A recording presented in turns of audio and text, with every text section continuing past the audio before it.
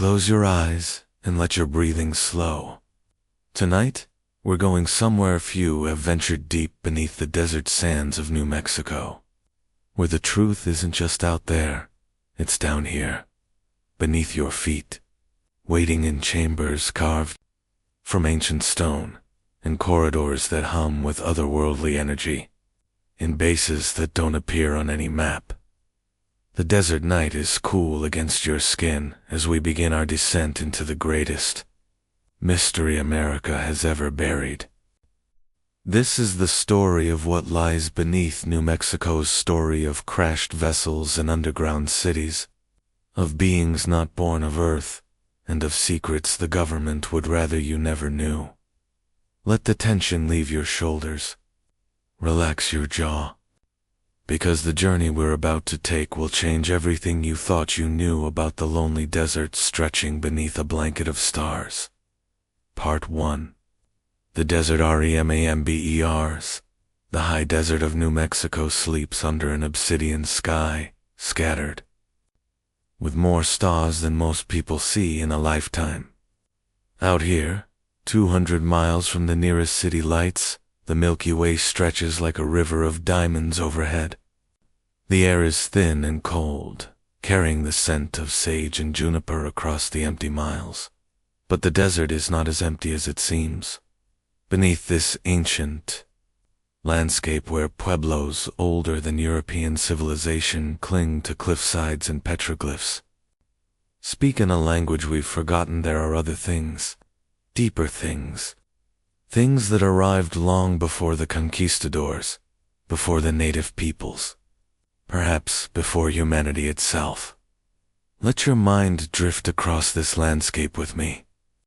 Feel the cool sand beneath weathered boots as we walk through the darkness. In the distance, a coyote calls. The sound echoes across the vastness, lonely and wild. Above us, something moves among the stars, a light that doesn't blink like an aeroplane, doesn't trace the predictable arc of a satellite. It simply hovers, watch us, then vanishes. This is New Mexico. And New Mexico has always been different. The Spanish called it Nuevo Mexico when they arrived in the 16th century. Drawn by rumors of cities of gold, they found no gold, but they found something that unnerved them. Entire pueblos abandoned. Overnight, their people vanished without explanation.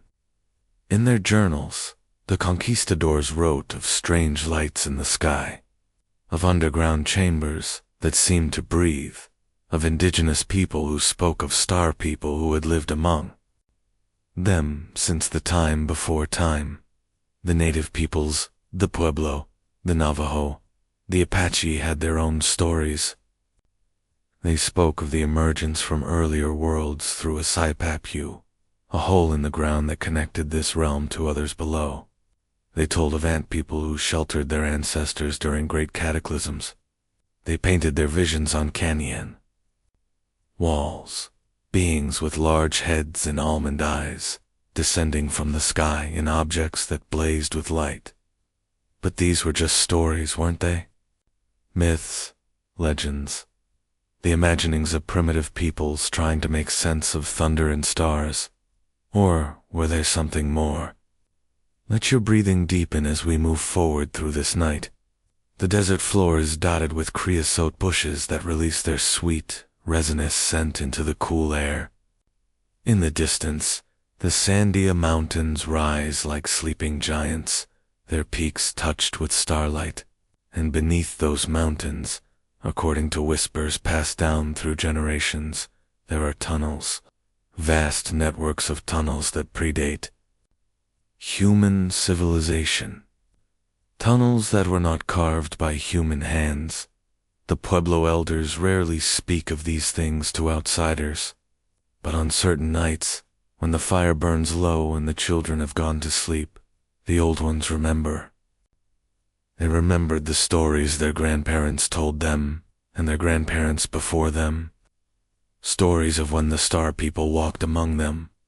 Stories of great ships that fell from the sky. Stories of doorways in the earth that led to cities. of light beneath the ground, and they remember when the government came. It was 1947 when everything changed. The summer was hot that year, brutally hot, with temperatures climbing above 100 degrees day after day. The livestock suffered. The earth cracked and split. And then, in early July, something fell from the sky onto a ranch northwest of Roswell. You know this part of the story, or you think you do. The crashed debris, the military recovery, the weather balloon explanation. But what you don't know, what they never told you, is that the Roswell incident wasn't the beginning.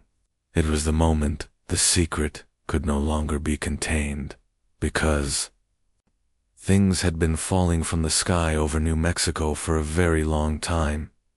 Feel yourself sinking deeper into relaxation as we travel back through the decades.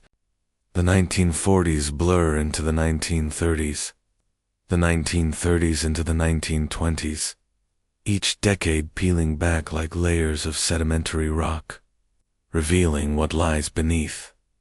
In 1945, as World War II drew to a close, something crashed in the San Antonio area of New Mexico. Two boys found it first twisted metal that was lighter than aluminum but impossible to bend, material with strange markings that resembled hieroglyphs. They brought it to their father, who brought it to the authorities. The military arrived. Within hours, the site was cordoned off. The metal vanished. And the boys were told, in no uncertain terms, never to speak of what they'd found. In 1947, just months before Roswell, there was another crash near the Trinity site, the very location where humanity had first split the atom 2 years earlier.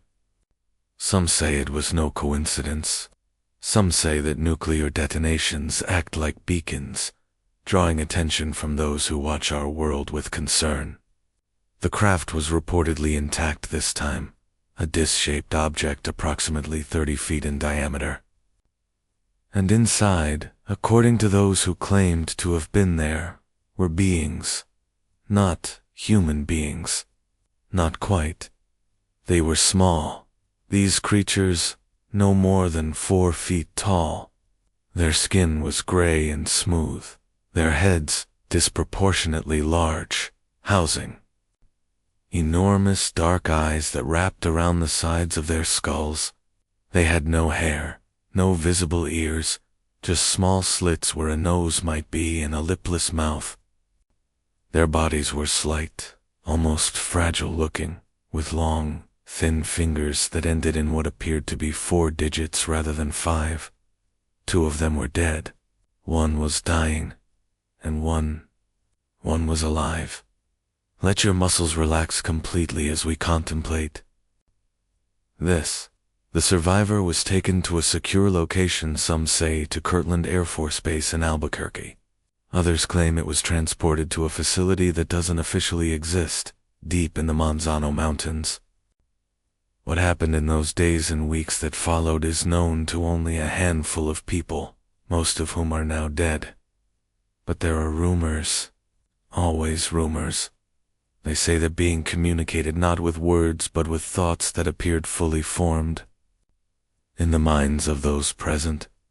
It spoke of a dying world, of a civilization far older than ours, of technology that could seem like magic. It spoke of underground installations, not built by its people, but discovered by them. Ancient places, constructed by races that walked the earth millions of years before humanity drew its first breath.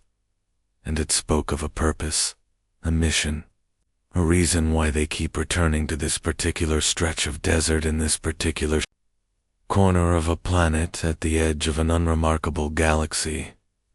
They were looking for something buried deep beneath the New Mexico sands. The being died 3 days after the crash, or at least, that's what the official reports claimed. But others say it didn't die. Others say it was moved, transferred to a deeper, more secure location. A place where the questions could continue. A place where the search for what it sought could begin. And where was this place? Beneath Dulce, New Mexico. Population 2,600. A small town on the Jicarilla Apache Reservation, nestled in the pine forests where New Mexico meets Colorado. A town unremarkable in almost every way, except for what lies beneath it. Let yourself drift deeper now, like we're descending through layers of earth and stone, through limestone and shale, through aquifers and fault lines, down into the darkness, where artificial light has replaced the sun and the air tastes recycled and stale. This is where our journey truly begins. In the depths. In the places humans weren't meant to go. In the joint bases where human military personnel work alongside beings from other worlds. Where genetic experiments push the boundaries of life itself, where technology indistinguishable from magic hums in vast chambers carved from living rock. Welcome to Dulce Base. Welcome to the truth beneath New Mexico. The town of Dulce sits at an elevation of 6,800 feet, surrounded by the Carson National Forest. It's a quiet place where everyone knows everyone, where the biggest events are high school basketball games and the annual rodeo. The winters are harsh here, with snow piling high on the roofs of modest homes. The summers are brief and beautiful, wildflowers carpeting the meadows in shades of purple and gold. To the casual observer, there's nothing unusual about Dulce, but the careful observer might notice certain things. They might notice the unusual number of black helicopters that pass overhead, unmarked and flying in formations. They might notice the trucks with government plates that rumble through town in the dead of night, heading north toward Archuleta Mesa. They might notice that the cattle mutilations in this area far exceed those anywhere else in the country. Animals found drained of blood, their organs removed with surgical precision, no tracks or evidence left behind. And they might notice that the people don't talk about these things. Not anymore. Not after what happened to those who did. Feel your heartbeat slow to a calm, steady rhythm as we explore this mystery together. There's no rush. We have all night, all the time in the world to uncover what's been hidden.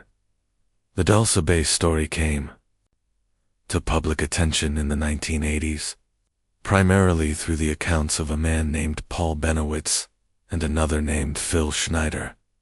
Their testimonies were detailed, specific, and deeply disturbing, and both men paid a terrible price for speaking. Paul Benowitz was a scientist and businessman who lived in Albuquerque. In 1979, he began picking up strange electronic signals and low-frequency transmissions near Kirtland Air Force Base. Being trained in electronics, he analyzed these signals and claimed they were communications between underground facilities and craft in the air.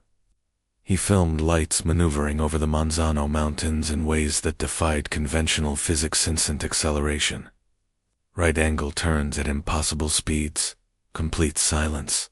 His curiosity became an obsession.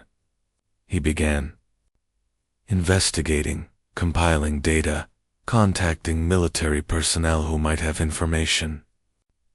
And then, he claimed, he was contacted himself, threatened, told to stop. When he didn't stop, things began happening. His house was broken into repeatedly, but nothing was stolen. His equipment was tampered with. He began experiencing symptoms of extreme paranoia and psychological distress. By 1988, Paul Benowitz had suffered a complete mental breakdown. He was institutionalized, his credibility destroyed, his research discredited. The official story was that he was mentally ill, had imagined everything, had fallen victim to his own paranoid delusions. But some researchers believed differently. They believe Benowitz was subjected to a deliberate campaign of psychological warfare, fed disinformation mixed with genuine secrets, driven slowly mad to discredit anything true he might have discovered. It's an old intelligence technique. Take a man telling uncomfortable truths and make him look crazy. Then, nothing he says will ever be believed again. Let your eyes remain closed as we sink deeper into this story. Feel yourself floating, suspended, in the darkness between sleeping and waking, where the truth lives. Phil Schneider was a geologist and engineer who claimed to have worked on the construction of underground military bases, including Dulce. His story was even more specific, more disturbing, and ultimately more tragic, according to Schneider. In 1979, he was part of a team drilling beneath Dulce, creating the underground tunnels and chambers for what was supposed to be a secret military installation. They were using sophisticated boring machines that melted rock rather than drilling through it, creating smooth-walled tunnels deep beneath Archuleta Mesa. But they hit something that wasn't supposed to be there. They broke through into an existing cavern, a massive open space that had clearly been carved by intelligent hands, but not human hands. The chamber was enormous, hundreds of feet high, its walls lined with a black material that seemed to absorb light. And it wasn't empty. Schneider claimed that he descended into this chamber with a team of green berets, providing security. What they found has become the stuff of legend in UFO research circles, a fully functioning base, occupied by gray aliens and a smaller number of reptilian beings that stood over 7 feet tall. The confrontation that followed was brief and bloody. According to Schneider, weapons were drawn on both sides. He claimed to have been hit by some kind of energy weapon that burned his chest and fingers. He would display the scars at his lectures. Several of the military personnel were killed. Some of the aliens were killed. And in the chaos, Schneider was pulled to safety by one of his fellow workers. He claimed that 66 soldiers died in what became known as the Dulce Wars, a battle deep beneath the New Mexico desert that the public never heard about. The official explanation for their deaths was a helicopter crash. Training accident. Nothing to see here. After this incident, according to Schneider, the human military and the aliens negotiated a truce. The base would be shared. Joint operations would continue. The humans would have access to certain levels, the aliens to others. An uneasy peace settled over the facility 7 stories deep in the earth. Schneider began speaking publicly about these events in the 1990s. He gave lectures, showed his scars, provided technical details about the construction methods used in underground bases. He spoke with the conviction of a man who had seen too much and could no longer stay silent. In January 1996, Phil Schneider was found dead in his apartment. The official cause of death was suicide by strangulation using a catheter tube, but the circumstances were suspicious. The catheter was wrapped around his neck multiple times, which experts said would be nearly impossible to do to oneself. His lecture materials were missing. His body showed signs of torture. His ex-wife insisted he was murdered. His friends insisted he was murdered. But the official ruling stood. Suicide. Let these details wash over you without tension. Just observe them, acknowledge them, let them settle into your awareness like sediment drifting to the bottom of a still pond. Whether or not you believe Benowitz and Schneider, whether or not you think Dulce Base exists, certain facts remain undeniable. The area around Dulce has an extraordinarily high incidence of unusual phenomena. Cattle mutilations occur here with disturbing frequency. Ranchers find their animals dead, drained of blood, with reproductive organs and other tissue removed. with what appears to be surgical precision. No tracks are found around the carcasses. No scavenger activity. Just precise, unexplainable death. Lights are seen regularly in the skies above Archuleta Mesa. Often multiple witnesses, sometimes dozens. These aren't the distant lights that could be planes or satellites. These are close, bright, maneuvering in ways that defy physics' instant acceleration from a standstill to tremendous speeds. Sharp angled turns, complete silence. The Apache who live in the area have their own stories. They speak of places on the mesa that feel wrong, where animals won't go, where electronic equipment malfunctions. They speak of sounds that come from underground mechanical sounds, humming. Sometimes what sounds like ventilation systems. They speak of finding strange tracks on the mesa that don't match any known animal. And they speak, in whispers, of people who went missing. Hikers who entered the forest and never came back. Teenagers who drove up to the mesa on a dare and were never seen again. The official explanations, lost in the wilderness, ran away. Met with unfortunate accidents, never quite satisfied their families. Relax your jaw. Let your tongue rest easy in your mouth. We're going deeper now, into the structure of the base itself. If the accounts are to be believed, according to those who claim knowledge of Dulce Base, it consists of 7 levels, each deeper and more restricted than the last. The upper levels are accessible to human military personnel with appropriate clearance. The lower levels are restricted, controlled by the alien occupants, with only select humans allowed entry. Level 1, near the surface, houses garage facilities for maintenance vehicles, surface-level security, and conventional storage. Nothing too unusual, here it could be any military base. Level 2 contains administrative offices for human personnel, a cafeteria, laboratories for prosaic research.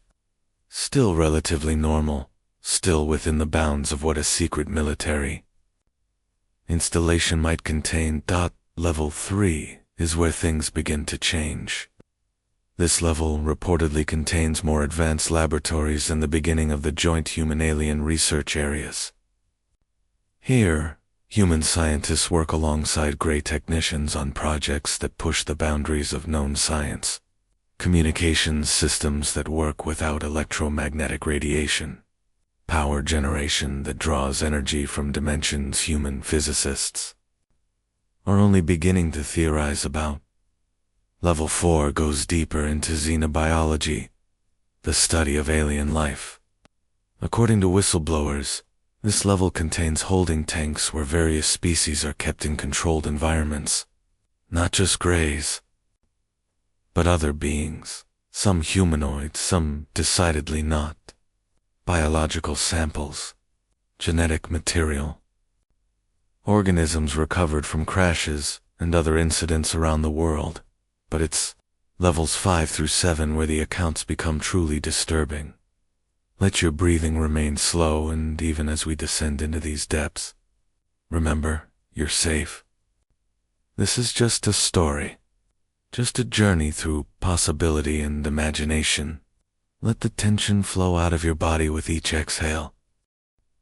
Level 5 is allegedly devoted to alien housing living quarters for the non-human occupants of the base. The descriptions of this level are sparse, as few humans are said to have access. Those who claim to have been there describe spaces that feel wrong to human census geometry that doesn't quite work, gravity that seems to pull at odd angles, air that tastes of metal and ozone. Level 6 is where the genetic experiments occur. This is the level that whistleblowers speak about with the greatest reluctance, their voices dropping, their hands shaking. They speak of hybrid beings, part human, part alien created, for purposes they can only guess at. They speak of manipulation, of human DNA, of attempts to blend human and alien genetics, of successes and failures kept in tanks and cages. Some accounts mention seeing partially formed beings, neither fully human nor fully alien, suspended in amber-colored fluid. Others speak of more successful hybrids, humanoid but with large, dark eyes, capable of communication but alien in their thought processes. The purpose of these experiments remains unclear. Are the aliens trying to create a hybrid species that can survive on both worlds? Are they attempting to preserve human genetics as some kind of ark before disaster they foresee? Or is it something darker, something to do with harvesting biological material for their own needs? And then there is level 7, the nightmare floor, the level from which few humans return unchanged. According to the accounts, level 7 is completely under alien control. No humans work here permanently, though some are brought here for specific purposes they rarely speak about afterward. This level allegedly contains what whistleblowers call cryogenic storage, rows upon rows of cylindrical containers, each holding a human or hybrid body in frozen suspension. Some say these are bodies of people taken in abductions, stored for later use in experiments. Others claim they're failed hybrid experiments, preserved for study. Still others whisper that they're humans who volunteered for the program, waiting in frozen sleep for some future purpose we can't yet understand. The descriptions of level 7 include vast chambers that stretch beyond what should be possible given the geology of the area, as if space itself has been warped to create more room than should exist. Walls that pulse with bioluminescent light. Technology so advanced that it appears organic, growing and adapting rather than being built. And in the deepest parts of level 7, some accounts speak of something else. A chamber that predates the base, predates the aliens, perhaps predates humanity itself. An ancient room with walls covered in symbols that match no known language. A space that feels heavy with age and purpose, where even the aliens seem uncertain and cautious. This, the stories suggest, is what they were looking for all along. What the aliens came to find. What drew them to this particular spot beneath the New Mexico desert. But what is it?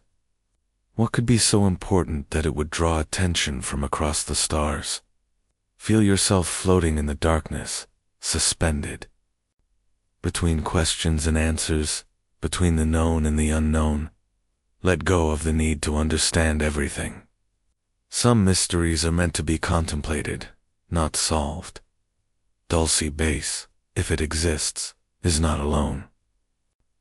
According to researchers and whistleblowers, it's merely one node in a vast network of underground facilities stretching across North America, with a particular concentration in New Mexico and surrounding states.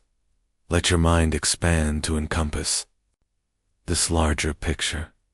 Imagine a map of the American Southwest, dotted with lights representing these hidden bases, connected by lines showing the tunnels that allegedly link them. A secret world beneath the world, unknown to the billions of people living on the surface. The most famous of these installations is Area 51, located in the Nevada desert about 83 miles northwest of Las Vegas. Unlike Dulce, Area 51's existence is officially acknowledged. It's a highly classified Air Force facility used for testing experimental aircraft. What the government doesn't acknowledge is what else might be happening there. The area around Groom Lake has been associated with UFO activity since the 1950s. Workers at the facility, the few who've spoken anonymously, describe seeing craft that move in ways no human-built aircraft can match. Some speak of reverse engineering programs, attempts to understand and replicate alien propulsion systems. Others mention underground levels, extending deep beneath the dry lake bed, where the real secrets are kept. But Area 51 is almost mainstream. Now, part of popular culture, joked about in movies and TV shows, which is exactly what makes it the perfect decoy. While the world's attention focuses on Area 51, the real work continues elsewhere. In facilities that remain truly secret, S4, or Sector 4, is reportedly located southwest of Area 51, built into the side of Papoose Lake's dry bed. This is where Bob Lazar, the physicist who claimed to have worked on alien spacecraft, said the actual flying saucers were kept. He described 9 different craft, each with its own bay carved into the mountainside, each representing a different design and potentially a different origin. Lazar's story, told in the late 1980s, included details about a propulsion system that used element 115, element that didn't officially exist at the time. Lazar described it but was later synthesized by scientists and added to the periodic table. Coincidence? Or evidence that Lazar really had seen something he shouldn't have? Like Benowitz and Schneider, Lazar paid a price for speaking. His credentials, whereas the schools he claimed to have attended had no record of him. His employment history vanished. Either he was telling an elaborate lie, or someone worked very hard to erase his past and discredit him.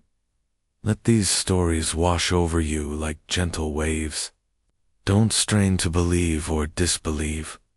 Just listen, absorb, drift deeper into relaxation. Then, there's Los Alamos National Laboratory, also in New Mexico, birthplace of the atomic bomb. Officially, it's a facility dedicated to nuclear research and national security. But it sits on the Perito Plateau, riddled with ancient volcanic caves and modern tunnels. Workers have reported entire sections of the laboratory that aren't on any official maps. Areas requiring special clearances that go beyond even top secret. The connection between nuclear research and UFO activity is well documented. UFOs have been repeatedly reported hovering over nuclear facilities, sometimes apparently interfering with missile systems. In 1967, at Malmstrom Air Force Base in Montana, multiple Minuteman nuclear missiles simultaneously went offline while security personnel reported a glowing red object hovering above the facility. Why the interest in our nuclear capabilities? Some theorize that the aliens view us as dangerous children playing with machetes, concerned that we might destroy ourselves, and, perhaps, damage something they value about our world. Others suggest they're interested in our energy technology. Primitive as it is by their standards, but still significant in our development. And some whisper that nuclear explosions do something to the fabric of space-time, creating distortions that draw attention from elsewhere. Kirtland Air Force Base in Albuquerque is another key location in this network. Beneath Manzano Mountain, adjacent to the base, is the Manzano Nuclear Weapons Storage Facility, officially deactivated in the 1990s, but reportedly still very much in use. The mountain is honeycombed with tunnels, some built by the military, others that seem to predate human occupation of the area. Paul Benowitz's investigations centered on Kirtland and Manzano. He claimed to have filmed craft entering and exiting the mountains through concealed openings. He documented light patterns that suggested communication between the underground base and objects in the sky. And he claimed to have received communications, though. Whether from aliens or from intelligence agents trying to feed him, disinformation remains unclear. Feel your body sinking deeper into whatever surface supports you. Let gravity pull gently at your limbs. You're so heavy now, so relaxed, as we journey through this underground landscape. White Sands Missile Range. Also in New Mexico is one of the largest military installations in the United States, covering over 3,200 square miles of desert. It's where the first atomic bomb was tested at the Trinity site in 1945. It's where rockets and missiles have been tested for decades. And according to some accounts, it's connected to the broader network of underground facilities. The area around White Sands has a long history of unusual activity. Native American legends speak of doorways in the desert that lead to other worlds. Spanish explorers wrote of lights that danced across the white gypsum dunes at night. In the modern era, military personnel have reported objects that pace test missiles, sometimes seeming to observe our technology with what appears to be curiosity. In 1945, just weeks after the Trinity test, there was a reported crash in the White Sands area. The object was recovered and allegedly taken to an underground facility. 2 years later, Roswell happened. The pattern suggests that whatever exploded over Hiroshima and Nagasaki got someone's attention, and they've been watching closely ever since. Then there are the rumors of a vast tunnel system connecting all these facilities. Not modern tunnels, ancient ones, discovered and repurposed. Tunnels large enough to drive vehicles through, running for hundreds of miles beneath the surface of the Southwest. Some researchers point to the hollow Earth theories, the idea that our planet contains vast open spaces within it, perhaps even an entire inner world, while mainstream geology dismisses this as impossible given what we know about planetary formation and composition. There are persistent accounts of massive underground caverns that seem far too large to fit conventional geological models. In the 1960s and 1970s, the military developed tunnel boring machines capable of melting through rock using nuclear-powered heat. These machines, according to declassified documents, could create smooth-walled tunnels many miles long. What's less clear is where all these tunnels were built and what they connect. Former aerospace engineer William Hamilton claimed to have been taken on a tour of underground facilities in the late 1980s. He described riding in electric cave vehicles through tunnels that stretched for miles beneath the California and Nevada desert. He spoke of massive caverns outfitted with complete living quarters, power generation facilities, and storage for supplies that could sustain thousands of people for years. The official purpose, he was told, was continuity of government places, for leadership to retreat to in case of nuclear war. But Hamilton claimed the facilities he saw were far too extensive for that purpose alone. And he described seeing areas clearly not designed for human use, spaces with different proportions, different atmospheric content, different lighting. Let your mind drift through these tunnels. Imagine the darkness, broken only by the occasional maintenance light, the hum of ventilation systems, the feeling of millions of tons of rock and earth above you. And somewhere in that darkness, movement, activity, purpose, we must return to Roswell. Because everything comes back to Roswell. It's the cornerstone of the modern UFO phenomenon, the incident that transformed flying saucers from a curiosity into a cultural obsession. But the story, the story of a weather balloon and a rancher and military confusion is not the whole truth. It's not even close. Let yourself settle even deeper into comfort as we revisit that summer of 1947, but this time with the details they edited out, the witnesses they silenced, the evidence they buried. Mac Brazel was a foreman on the J.B. Foster Ranch, about 75 miles northwest of Roswell. In early July 1947, He was checking on his sheep after a severe thunderstorm when he found something scattered across the desert floor. Debris, lots of it, spread over an area roughly 3/4 of a mile long and several hundred feet wide. This wasn't ordinary debris. Brazel had seen the wreckage of weather balloons before every rancher in the area had. This was different. The material was light, like aluminum foil, but far stronger.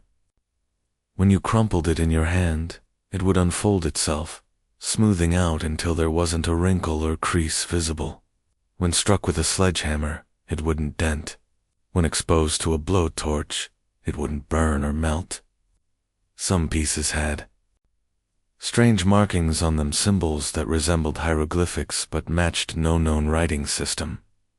There were also beams, light as balsa wood but incredibly strong, covered in these same symbols. Some witnesses described them as purple or violet in color. When you tried to cut them with a hacksaw, the saw blade would slide off without leaving a mark. Brazel gathered some of the material and took it into Roswell, showing it to the sheriff, who contacted Roswell Army Airfield, home of the 509th Composite Group, the only atomic bomber unit in the world at that time. Major Jesse Marcel, the intelligence officer for the 509th, drove out to the ranch with a team. What they found made Marcel a veteran military officer who had seen plenty of crashed aircraft go pale. In interviews decades later, Marcel would maintain until his death that what he saw was not from this earth. The military cordoned off the area. Trucks were brought in. Every piece of debris was collected with meticulous care. The site was swept and reswept until nothing remained. Asterisk, and then things get strange. On July 8, 1947, the public information officer at Roswell Army Air Field issued a press release stating that they had recovered a flying disc. The story made headlines around the world. RAAF captures flying saucer on ranch in Roswell region, read the Roswell Daily Record. Hours later, the story changed. Brigadier General Roger Ramey held a press conference at 8th Air Force Headquarters in Fort Worth, Texas. He presented debris weather balloon material and a radar reflector. He said there had been a mistake, that the officers at Roswell had misidentified a simple weather balloon as something extraordinary. The press accepted this explanation and moved on. But Major Marcel, photographed with that weather balloon debris, would later tell his family that those photos were staged, that the real material had been switched out before the press conference. He described being ordered to pose with the balloon debris while the actual materials from the crash were secretly flown to Wright Field, later Wright-Patterson Air Force Base.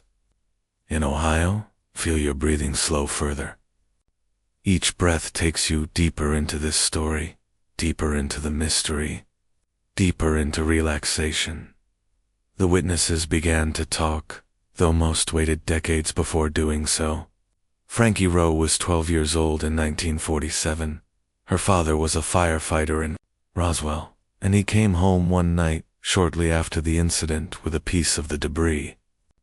He showed it to Frankie and her sister, how it would unfold itself, how it couldn't be cut or burned. Days later, military personnel came to their house. They took the material, and they threatened the family if they spoke about what they'd seen. Frankie was told she and her family would be taken out to the desert and no one would ever find us. Glenn Dennis was a mortician working at the Ballard Funeral Home in Roswell. On July 7, 1947, he received unusual calls from the mortuary officer at the airfield asking about small, hermetically sealed caskets and procedures for preserving bodies that had been exposed to the elements.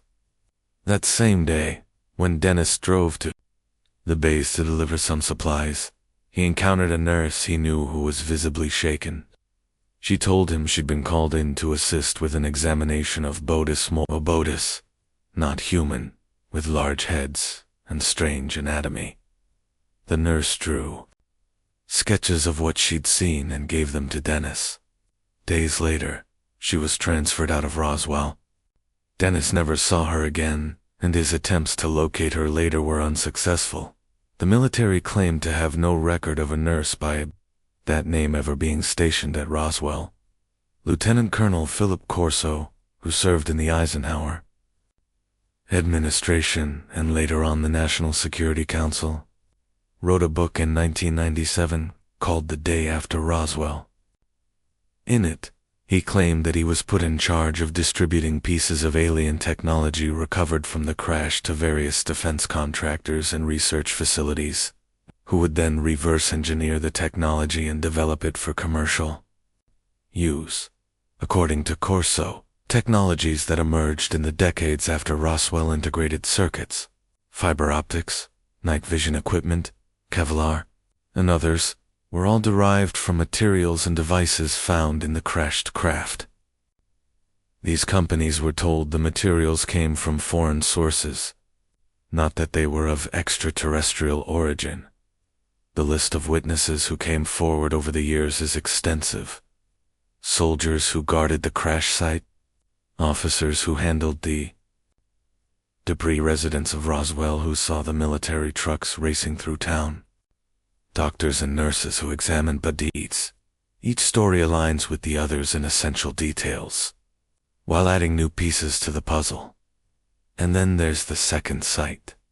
Most people don't know that there were ALLEGEDLY to crash sites related to the Roswell incident.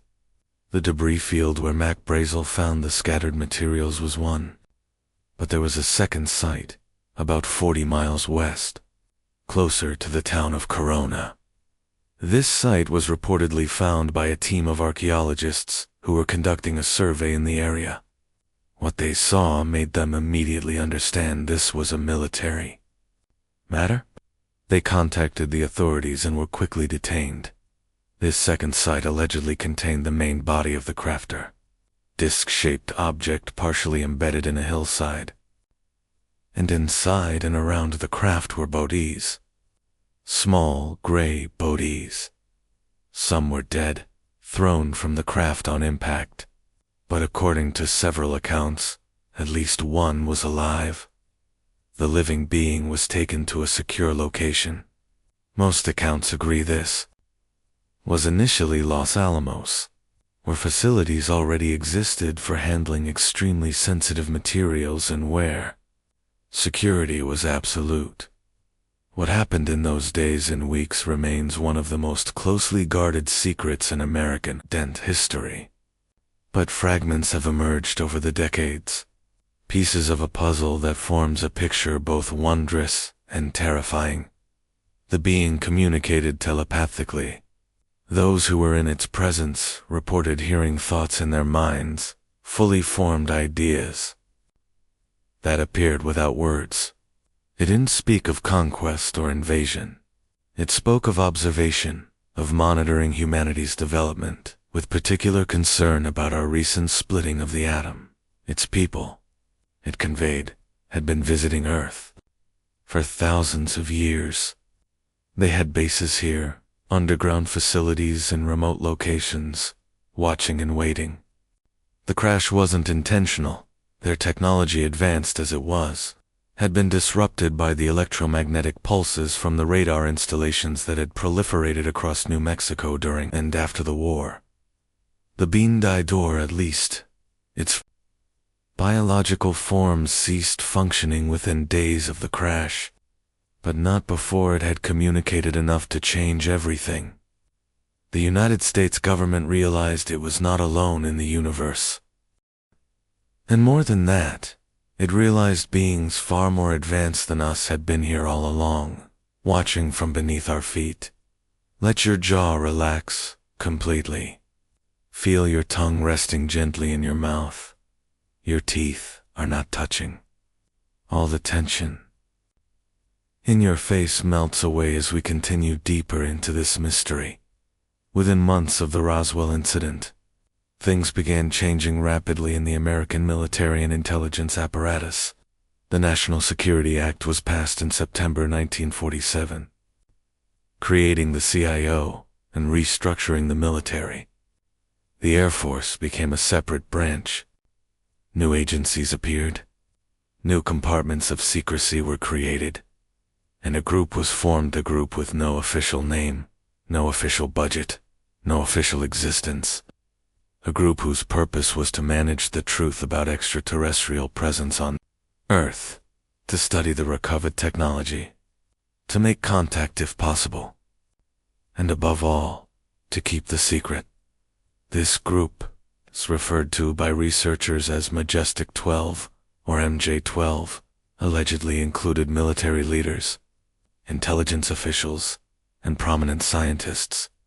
Their first task was to determine what to do with the materials and bodies recovered from Roswell and other incidents.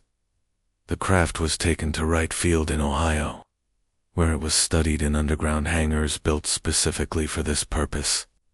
The bodies were preserved and examined at various facilities, and the search began for other crash sites, other evidence, other opportunities to acquire alien technology.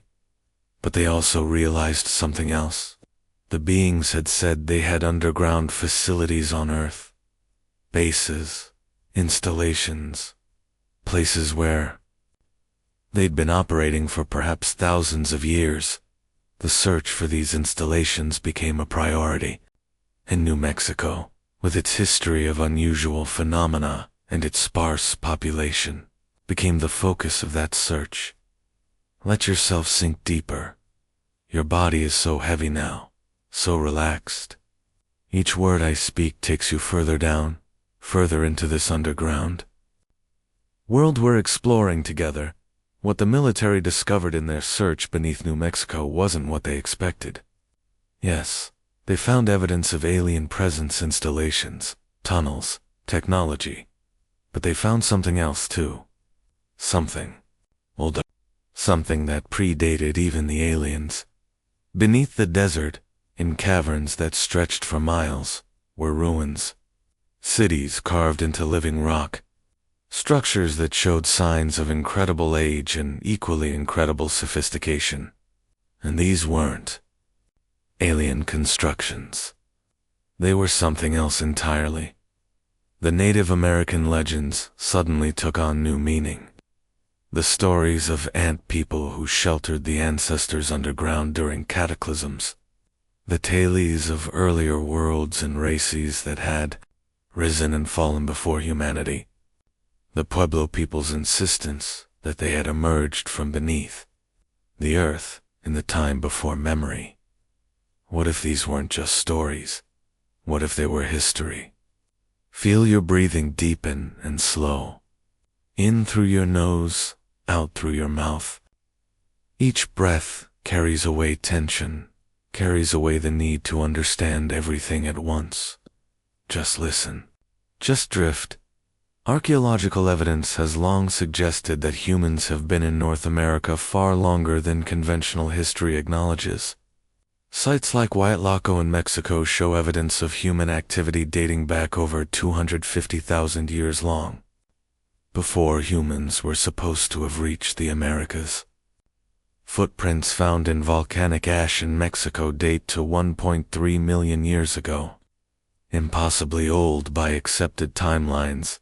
And beneath New Mexico, in caves that required special equipment and clearances to access. Military exploration teams found more evidence. Tools made from materials that didn't match any known geological deposits in the area. Structures built with an understanding of engineering that seemed anachronistic. And symbols carved into walls, etched into stone that matched no known language or writing system. Some of these symbols, researchers noticed, were identical to markings found on the Roswell debris. The implication was staggering. There had been advanced civilizations on Earth before. Civilizations that rose to great heights and then fell, leaving only traces in myth and fragments buried deep underground. And the aliens, the Greys, and others knew about these civilizations, perhaps had even interacted with them.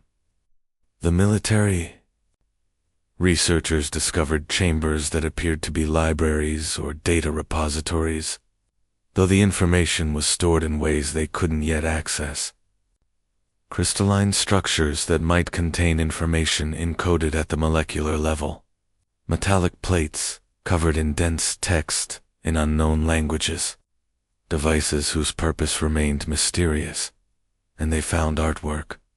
Murals carved into cave walls, showing scenes from a world that no longer existed. Great cities with soaring towers.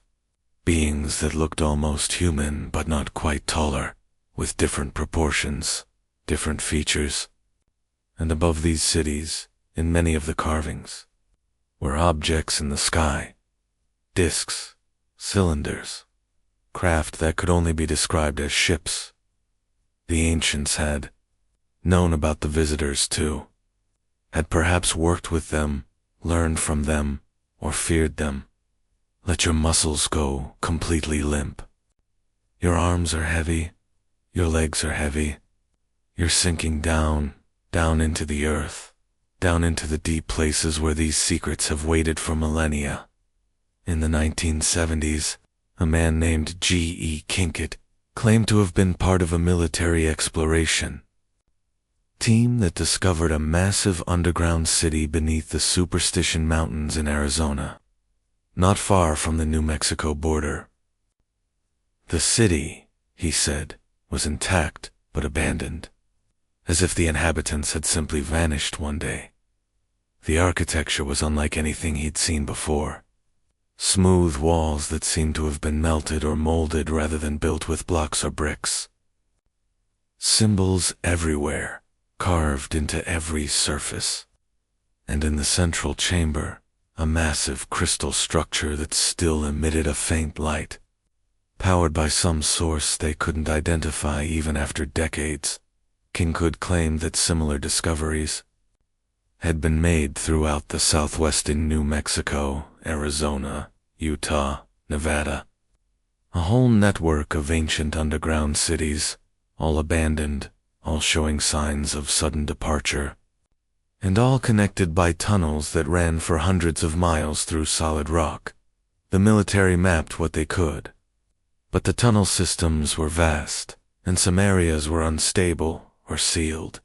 Some tunnels led to chambers that were still active, in some waylights that still functioned, ventilation systems that still circulated air, doors that responded to proximity in ways that suggested advanced sensors, and some tunnels led to areas that were not abandoned, areas where the current inhabitants, the aliens, had taken up residence in these ancient spaces, using technology to maintain and expand what the ancients had built. This is where the agreements allegedly began, when human military personnel encountered alien occupants in these underground spaces. Force was tried and failed, the Dulce incident being one example. Eventually, negotiation replaced confrontation. The story goes that in the late 1950s, President Eisenhower met with representatives of an alien race, possibly the same Greys that had crashed at Roswell, possibly another group entirely. The meeting allegedly took place at Edwards Air Force Base in California, though some accounts place it at Holloman Air Force Base in New Mexico. An agreement was reached.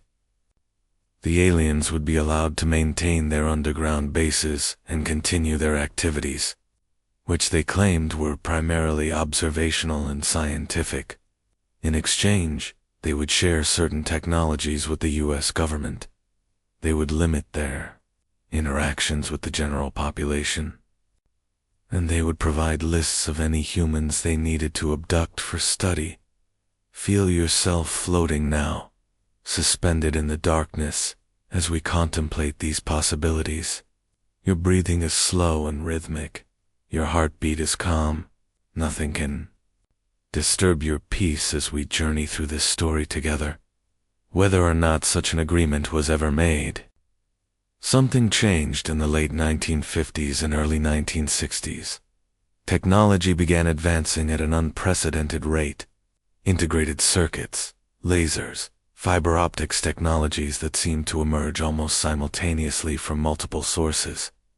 The space program accelerated rapidly, going from primitive rockets to moon landings in less than a decade.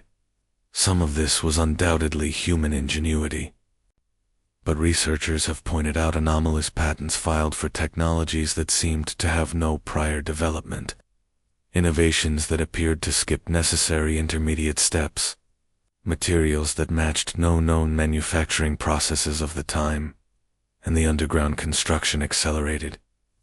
Major projects like the Cheyenne Mountain Complex in Colorado, officially built as a military command center, were constructed with technology and methods that seemed extraordinarily advanced for the 1960s. The facility was carved deep into granite, with blast doors weighing 25 tons each, mounted on springs to survive nuclear attack. But according to some workers, the official facility was just the beginning. There were deeper levels, areas that didn't appear on any blueprints, connected to tunnel systems that ran throughout the Rocky Mountains and beyond. The pattern repeated across the Southwest and other regions. Official facilities, military bases, research laboratories, storage depots built on top of deeper, secret installations, and beneath those, older structures that predated human civilization. A vertical timeline of occupation running from the ancient past to the present, all hidden underground. We cannot discuss New Mexico's alien secrets without addressing the darker aspect of this phenomenon, the abductions. The taking of humans, often from the very areas surrounding these underground installations, for purposes that remain terrifying and unclear. Let your body relax even more deeply as we explore this difficult subject. Remember, you are safe. This is just a story, just information. Let it flow over you without creating tension or fear. The modern abduction phenomenon is usually traced to the case of Betty and Barney Hill in 1961, but accounts of people being taken go back much further. Native American legends speak of people being taken by the Star People, sometimes returned, sometimes not. European folklore is filled with stories of people taken by fairies or elves into underground realms, stories that, when examined closely, share remarkable similarities with modern abduction accounts. But it's in New Mexico and the surrounding states where abduction reports have been most concentrated. Thousands of cases over the decades, many unreported, many dismissed, but forming a pattern too consistent to ignore. The typical account follows certain consistent elements. The experiencer sees unusual lights, often while driving on remote roads. At night, their vehicles' electrical systems malfunction. Time seems to skip. They arrive at their destination hours later than expected. With no memory of the missing time, under hypnosis or in dreams, memories surface, being floated up into a craft through walls or windows as if matter itself had become permeable, finding themselves in sterile white or gray rooms with curved walls, seeing the beings, usually the gray entities with large dark eyes, though sometimes other types as well. And then the procedures. Medical examinations conducted with instruments that seem to scan or probe without touching. Samples taken, skin cells, hair, reproductive material. Implants placed in sinuses, behind eyes, and other parts of the body. These implants, when surgically removed in a few documented cases, have proven to be made of unusual materials and emit electromagnetic signatures. The areas around Dulce have particularly high concentrations of abduction reports. People living on the Jicarilla Apache Reservation have spoken of family members taken, have seen craft hovering over their homes, of finding themselves in places they don't remember going to, with hours of time missing. Breathe deeply. Let the air fill your lungs completely, then exhale slowly. Release any tension this topic might create. We're just exploring, just learning, just drifting through this landscape of mystery. One of the most troubling aspects reported by researchers is the genetic component. Many abductees report that the procedures focus on reproductive systems. Women describe having OVAs harvested. Men describe providing sperm samples. Some female abductees report being shown hybrid children on subsequent encounters, beings that appear to be part human, part alien, and are presented to the human as theirs in some sense. This ties back to the reports of genetic experiments. On level 6 of Dulce Base, are these abductions feeding into those programs? Are humans being used as genetic material in an ongoing hybridization program? The purposes suggested for such a program vary wildly. Some researchers believe the aliens are a dying race, their genetics degraded, and they need fresh human genetic material to revitalize their species. Others suggest they're creating a hybrid race that can survive on both Earth and wherever the aliens come from, perhaps preparing for some future event. Still others propose darker purposes, harvesting humans like livestock for reasons we can't comprehend. But there's another theory, one that emerges from the testimonies of certain abductees who claim to have communicated more extensively with their captors. According to these accounts, the hybridization program isn't about the aliens' survival, it's about ours. The beings reportedly communicate warnings about humanity's future. Environmental collapse, nuclear war, cosmic events we're not prepared for. They suggest they're creating a hybrid species that can survive what's coming. A kind of Noah's Ark program at the genetic level, preserving human DNA in a form that can endure. Is this benevolence? Or is it something more selfish, preserving something they value about us before we destroy ourselves? Feel your eyelids growing heavier. So heavy. The darkness behind your closed eyes is comforting, safe. Let yourself sink into it as we continue our journey. The connection between abductions and the underground bases became clearer in the 1980s, when certain abductees began reporting being taken not just onto craft, but into underground facilities. Their descriptions of these facilities matched, in many details, the accounts given by alleged base workers like Phil Schneider. They described being taken down in elevators that descended for what felt like minutes, emerging into vast underground chambers with high ceilings and harsh lighting, seeing both aliens and human military personnel, though the humans seemed to avoid eye contact and didn't respond when spoken to. One abductee, a woman named Krista Tilton, claimed to have been taken to an underground facility beneath Archuleta Mesa in 1987. She described seeing rows of cages or containers with other humans inside, some appearing to be in some kind of suspended animation. She saw vats with partial bodies floating in liquid. She saw hybrid beings in various stages of development. Most disturbing, she claimed to have seen aliens and human scientists working together, apparently cooperating on these projects. This aligned with the claims that agreements had been made, that joint programs were underway, that humanity's leadership had made a deal with beings whose true agenda remained unknown. Let all tension drain from your body. Your scalp relaxes. Your forehead smooths. Your jaw hangs loose. You are completely, utterly relaxed as we explore these deep mysteries together. The cattle mutilation phenomenon also centers heavily on New Mexico and surrounding states.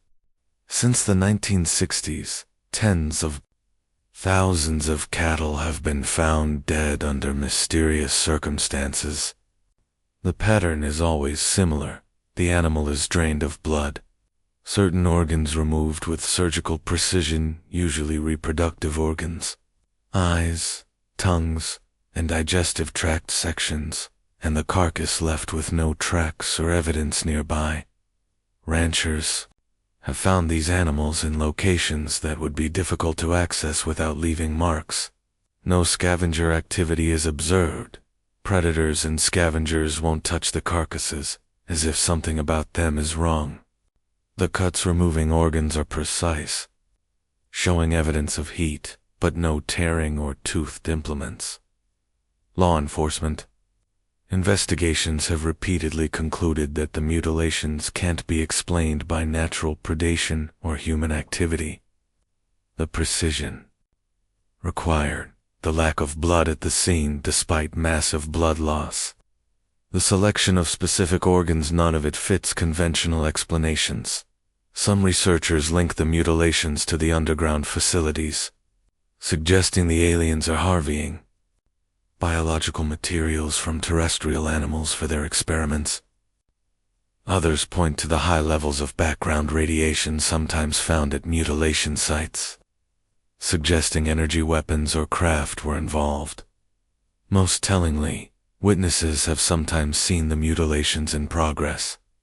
Reports exist of unmarked black helicopters hovering over cattle, of beams of light coming down from craft, of animals being lifted into the air. These accounts are often dismissed, but they come from credible witnesses, ranchers, law enforcement, even military personnel. The pattern suggests an ongoing program of biological sampling, possibly for genetic material, possibly for other biological compounds. The question is why? What do they need from terrestrial cattle? And is the same thing being taken from humans? Close your eyes more deeply. Let your consciousness sink down into the depths we're exploring, down where the secrets hide, down where the truth waits. If even a fraction of the accounts about these underground facilities are true, then they house technologies so far beyond our current capabilities that it might as well be magic. But it's not magic, it's physics and engineering from a civilization thousands or millions of years more advanced than ours. Let yourself relax completely as we explore what these technologies might be. Your breathing is slow and steady. Your heartbeat.com. Nothing can disturb your deep peace. The propulsion systems described by those who claim to have seen alien craft don't rely on combustion or conventional thrust. Instead, they reportedly manipulate gravity itself, creating a localized distortion in space-time that allows the craft to move without experiencing inertia. This explains the observed flight characteristics, the instant acceleration, the turns at high speed, the complete silence. If the craft isn't pushing against the air but rather falling through bent space, it doesn't create sonic booms or experience G-forces in the conventional sense. The occupants inside wouldn't feel acceleration because from their perspective, they're not accelerating, space is moving around them. Bob Lazar described this in his accounts of working at S4. The craft he examined allegedly used element 100 as fuel, which generated a gravity wave when bombarded with protons. This gravity wave could then be amplified and directed, creating a distortion in space-time that the craft would then fall into, moving instantaneously from one point to another. Mainstream physicists dismissed this as nonsense in the 1980s. But decades later, physicists like Miguel Alcubierre have proposed theoretical drive systems that work on similar principles, contracting space in front of a vessel and expanding it behind, creating a warp bubble that could theoretically exceed the speed of light without violating relativity. The military's interest in this technology is obvious. A craft that can move without experiencing inertia would revolutionize warfare and space travel. But according to whistleblowers, Reverse engineering these systems has proven extremely difficult. The technology is integrated at a level we don't fully understand, built with materials we can't quite replicate, based on physics that extends beyond our current theories. Feel your body becoming lighter now, as if gravity itself is loosening its hold. You're floating, suspended in comfortable darkness. As we journey through these technological marvels, the energy systems purportedly used in these facilities are equally advanced. No combustion, no nuclear reactions as we understand them. Instead, the craft and underground bases allegedly draw power from what physicists call the zero-point field, the quantum foam of virtual particles that exists everywhere. In space, this would provide effectively unlimited energy with no fuel required, and no waste products. A civilization with access to zero-point energy would never need to worry about power. It would be the ultimate renewable resource, drawn from the fabric of reality itself. Again, this was considered pseudoscience until recently. But quantum physics has now confirmed that the vacuum of space is not empty, it seethes with energy, with particle-antiparticle pairs constantly appearing and annihilating. Extracting useful energy from this process remains beyond our capabilities. But the theoretical framework exists.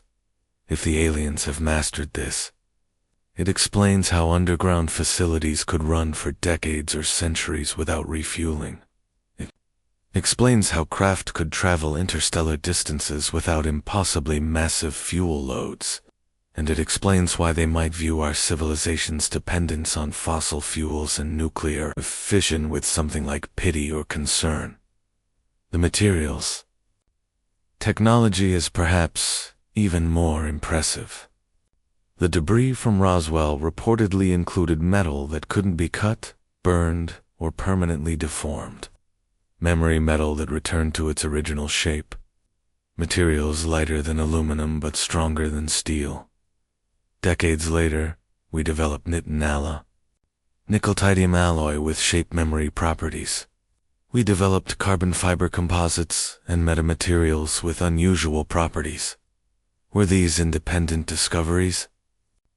Or were they inspired by fragments of alien technology seeded into defense contractors and research laboratories? Let your mind drift through vast underground chambers where this technology hums and glows. Imagine walls that seem to absorb light. Floors that feel solid but respond to your presence, glowing faintly under your feet. Air that tastes of ozone and electricity. The biological technologies reportedly used in these facilities are perhaps the most disturbing. Genetic engineering far beyond our current capabilities, able to blend DNA from different species in ways that create viable, living beings. Technologies that can grow biological tissue rapidly, bypassing the normal developmental process. Methods of preserving consciousness or memory in ways we don't understand. The hybrid beings reported by abductees and base workers suggest that the aliens can cross species barriers we consider insurmountable. They can apparently combine human and alien DNA to create something that shares characteristics of both, but is neither. The implications for biology and genetics are staggering. Are there limitations to this technology? The reports suggest yes. Many of the hybrids apparently don't survive long. Others are viable but appear to suffer from various problems. This might be why the program continues. They haven't perfected it yet. So they keep trying, keep experimenting, keep collecting new genetic samples from abductees and possibly from the cattle mutilations. The consciousness technologies are the most speculative, but potentially the most important. Multiple abductees report telepathic communication with the beings, not words spoken and heard, but thoughts and concepts that appear fully formed in the mind. This suggests technology or biological capability that can interface directly with consciousness. Some researchers go further, suggesting that the aliens can manipulate memory, implant false recollections, or screen their true appearance behind projected images. This would explain why different abductees sometimes report seeing different types of beings. Perhaps they're all seeing the same entities, but through different perceptual filters. The philosophical implications are profound. If consciousness can be read, can it be copied? Could memories be transferred from one being to another? Could consciousness itself be preserved, separate from biological form? Feel yourself sinking deeper into relaxation. Your thoughts are becoming dreamlike, flowing without effort. The boundaries between sleeping and waking blur as we journey through these mysteries together. To understand why New Mexico might be important to extraterrestrial visitors, we need to think bigger. Not just about this planet, but about our place in the cosmos, about the vast stretches of time and space that might bring alien civilizations to this particular world. Let your perspective expand. Imagine floating up through the underground chambers, through the layers of rock and soil, through the atmosphere, out into space. See the earth below you, a blue marble suspended in darkness, and around it, feel the presence of others watching, waiting, studying. Our galaxy, the Milky Way, contains between 200 and 400 billion stars. Conservative estimates suggest that billions of these stars have planets in the habitable zone where liquid water can exist. The odds that Earth is the only planet where life developed are astronomically small. Asterisk. But intelligent life is another question. How common is the jump from single-celled organisms to complex, technological civilizations? The Fermi paradox asks. If the universe is so vast and old, where is everybody? Why aren't we seeing obvious signs of alien civilizations everywhere? Perhaps we are seeing them, and we've been trained not to notice. Perhaps they're here, but hiding. Perhaps they've been here for a very long time. The ancient astronaut theory, popularized by writers like Erich von Däniken, suggests that aliens visited Earth in the distant past and influenced the development of human civilization. They point to ancient structures that seem impossibly sophisticated for their time: the pyramids of Egypt, Pumapunku in Bolivia, Göbekli Tepe in Turkey. They point to ancient texts that describe flying machines, the Vimanas of ancient India, described in the Vedas as craft that could fly through air and space. The biblical accounts of Ezekiel's wheel, which when read literally describe what sounds remarkably like a spacecraft. The Sumerian texts that speak of the Anunnaki beings who came from the sky and gave knowledge to humanity. Mainstream archaeology dismisses these interpretations, and perhaps rightly so in many cases.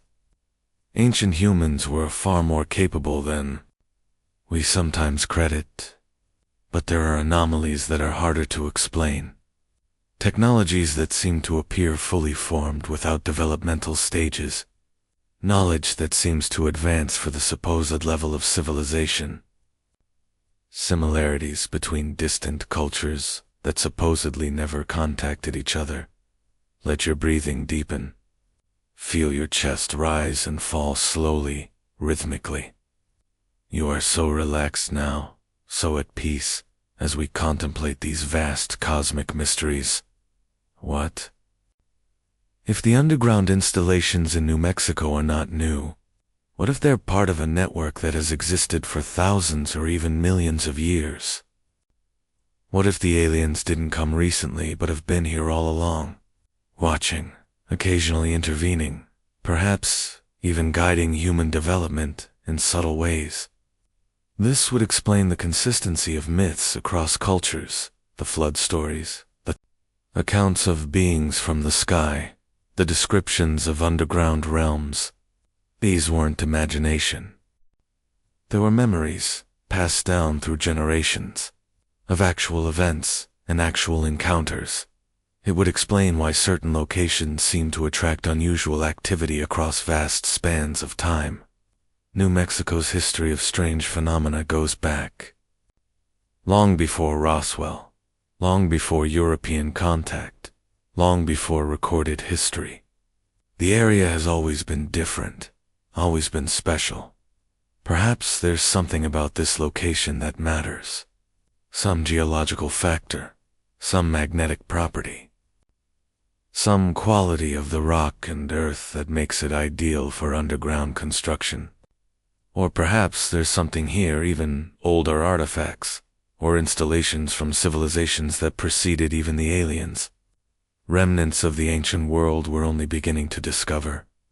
The idea that Earth might be a kind of cosmic crossroads, visited by multiple civilizations over vast spans of time, is difficult to accept.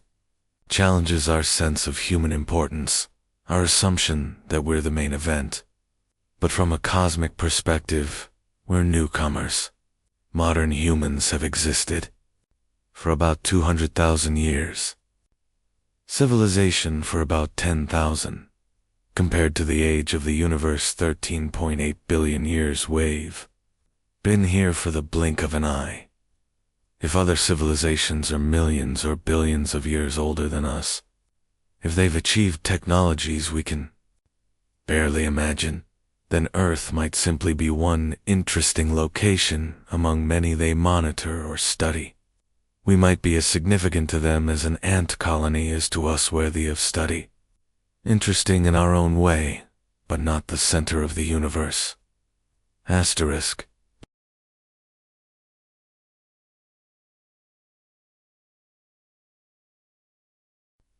Mainstream physicists dismissed this as nonsense in the 1980s. But decades later, physicists like Miguel Alcubierre have proposed theoretical drive systems that work on similar principles, contracting space in front of a vessel and expanding it behind, creating a warp bubble that could theoretically exceed the speed of light without violating relativity. The military's interest in this technology is obvious. A craft that can move without experiencing inertia would revolutionize warfare and space travel. But according to whistleblowers, reverse engineering these systems has proven extremely difficult. The technology is integrated at a level we don't fully understand, built with materials we can't quite replicate, based on physics that extends beyond our current theories. Feel your body becoming lighter now, as if gravity itself is loosening its hold. You're floating, suspended in comfortable darkness. As we journey through these technological marvels, the energy systems purportedly used in these facilities are equally advanced. No combustion, no nuclear reactions as we understand them. Instead, the craft and underground bases allegedly draw power from what physicists call the zero-point field, the quantum foam of virtual particles that exists everywhere. In space, this would provide effectively unlimited energy with no fuel required, and no waste products. A civilization with access to zero-point energy would never need to worry about power. It would be the ultimate renewable resource, drawn from the fabric of reality itself. Again, this was considered pseudoscience until recently. But quantum physics has now confirmed that the vacuum of space is not emptied seeths with energy, with particle-antiparticle pairs constantly appearing and annihilating. Extracting useful energy from this process remains beyond our capabilities. But the theoretical framework exists. If the aliens have mastered this, it explains how underground facilities could run for decades or centuries without refueling. It explains how craft could travel interstellar distances without impossibly massive fuel loads. and it explains why they might view our civilization's dependence on fossil fuels and nuclear fission with something like pity or concern. The materials technology is perhaps even more impressive. The debris from Roswell reportedly included metal that couldn't be cut, burned, or permanently deformed. Memory metal that returned to its original shape. Materials lighter than aluminum but stronger than steel. Decades later, we developed nickel-titanium alloy with shape memory properties. We developed carbon fiber composites and metamaterials with unusual properties. Were these independent discoveries? Or were they inspired by fragments of alien technology seeded into defense contractors and research laboratories? Let your mind drift through vast underground chambers where this technology hums and glows. Imagine walls that seem to absorb light. Floors that feel solid but respond to your presence, glowing faintly under your feet. Air that tastes of ozone and electricity. The biological technologies reportedly used in these facilities are perhaps the most disturbing. Genetic engineering far beyond our current capabilities, able to blend DNA from different species in ways that create viable, living beings. Technologies that can grow biological tissue rapidly, bypassing the normal developmental process. Methods of preserving consciousness or memory in ways we don't understand. The hybrid beings reported by abductees and base workers suggest that the aliens can cross species barriers we consider insurmountable. They can apparently combine human and alien DNA to create something that shares characteristics of both but is neither. The implications for biology and genetics are staggering. Are there limitations to this technology? The reports suggest yes. Many of the hybrids apparently don't survive long. Others are viable but appear to suffer from various problems. This might be why the program continues. They haven't perfected it yet. So they keep trying, keep experimenting, keep collecting new genetic samples from abductees and possibly from the cattle mutilations. The consciousness technologies are the most speculative but potentially the most important. Multiple abductees report telepathic communication with the beings. Not words spoken and heard, but thoughts and concepts that appear fully formed in the mind. This suggests technology or biological capability that can interface directly with consciousness. Some researchers go further, suggesting that the aliens can manipulate memory, implant false recollections, or screen their true appearance behind projected images. This would explain why different abductees sometimes report seeing different types of beings.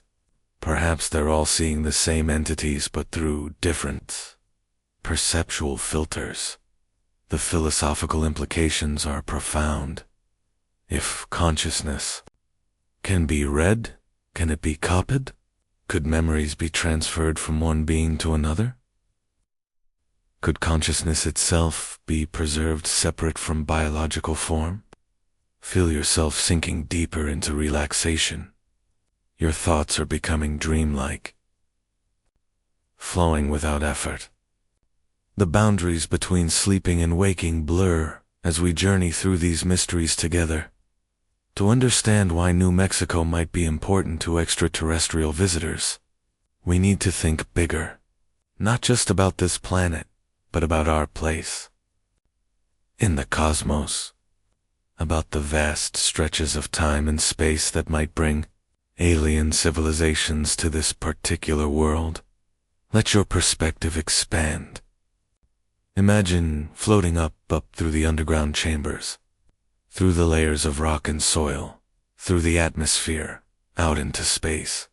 See the earth below you, a blue marble suspended in darkness, and around it, feel the presence of others watching, waiting, studying. Our galaxy, the Milky Way, contains between 200 and 400 billion stars. Conservative estimates suggest that billions of these stars have planets in the habitable zone where liquid water can exist. The odds that Earth is the only planet where life developed are astronomically small. Asterisk. But intelligent life is another question. How common is the jump from single-celled organisms to complex, technological civilizations? The Fermi paradox asks. If the universe is so vast and old, where is everybody? Why aren't we seeing obvious signs of alien civilizations everywhere? Perhaps we are seeing them, and we've been trained not to notice. Perhaps they're here but hiding. Perhaps they've been here for a very long time. The ancient astronaut theory, popularized by writers like Erich von Däniken, suggests that aliens visited Earth in the distant past and influenced the development of human civilization. They point to ancient structures that seem impossibly sophisticated for their time. The pyramids of Egypt, Puma Punku in Bolivia, Göbekli Tepe in Turkey. They point to ancient texts that describe flying machines, the Vimanas of ancient India, described in the Vedas as craft that could fly through air and space. The biblical accounts of Ezekiel's wheel, which when read literally describe what sounds remarkably like a spacecraft. The Sumerian texts that speak of the Anunnaki, beings who came from the sky and gave knowledge to humanity. Mainstream archaeology dismisses these interpretations, and perhaps rightly so in many cases. Ancient humans were far more capable than we sometimes credit. But there are anomalies that are harder to explain. Technologies that seem to appear fully formed without developmental stages. Knowledge that seems to advance for the supposed level of civilization. Similarities between distant cultures that supposedly never contacted each other. Let your breathing deepen. Feel your chest rise and fall slowly, rhythmically. You are so relaxed now, so at peace, as we contemplate these vast cosmic mysteries. What if the underground installations in New Mexico are not new? What if they're part of a network that has existed for thousands or even millions of years?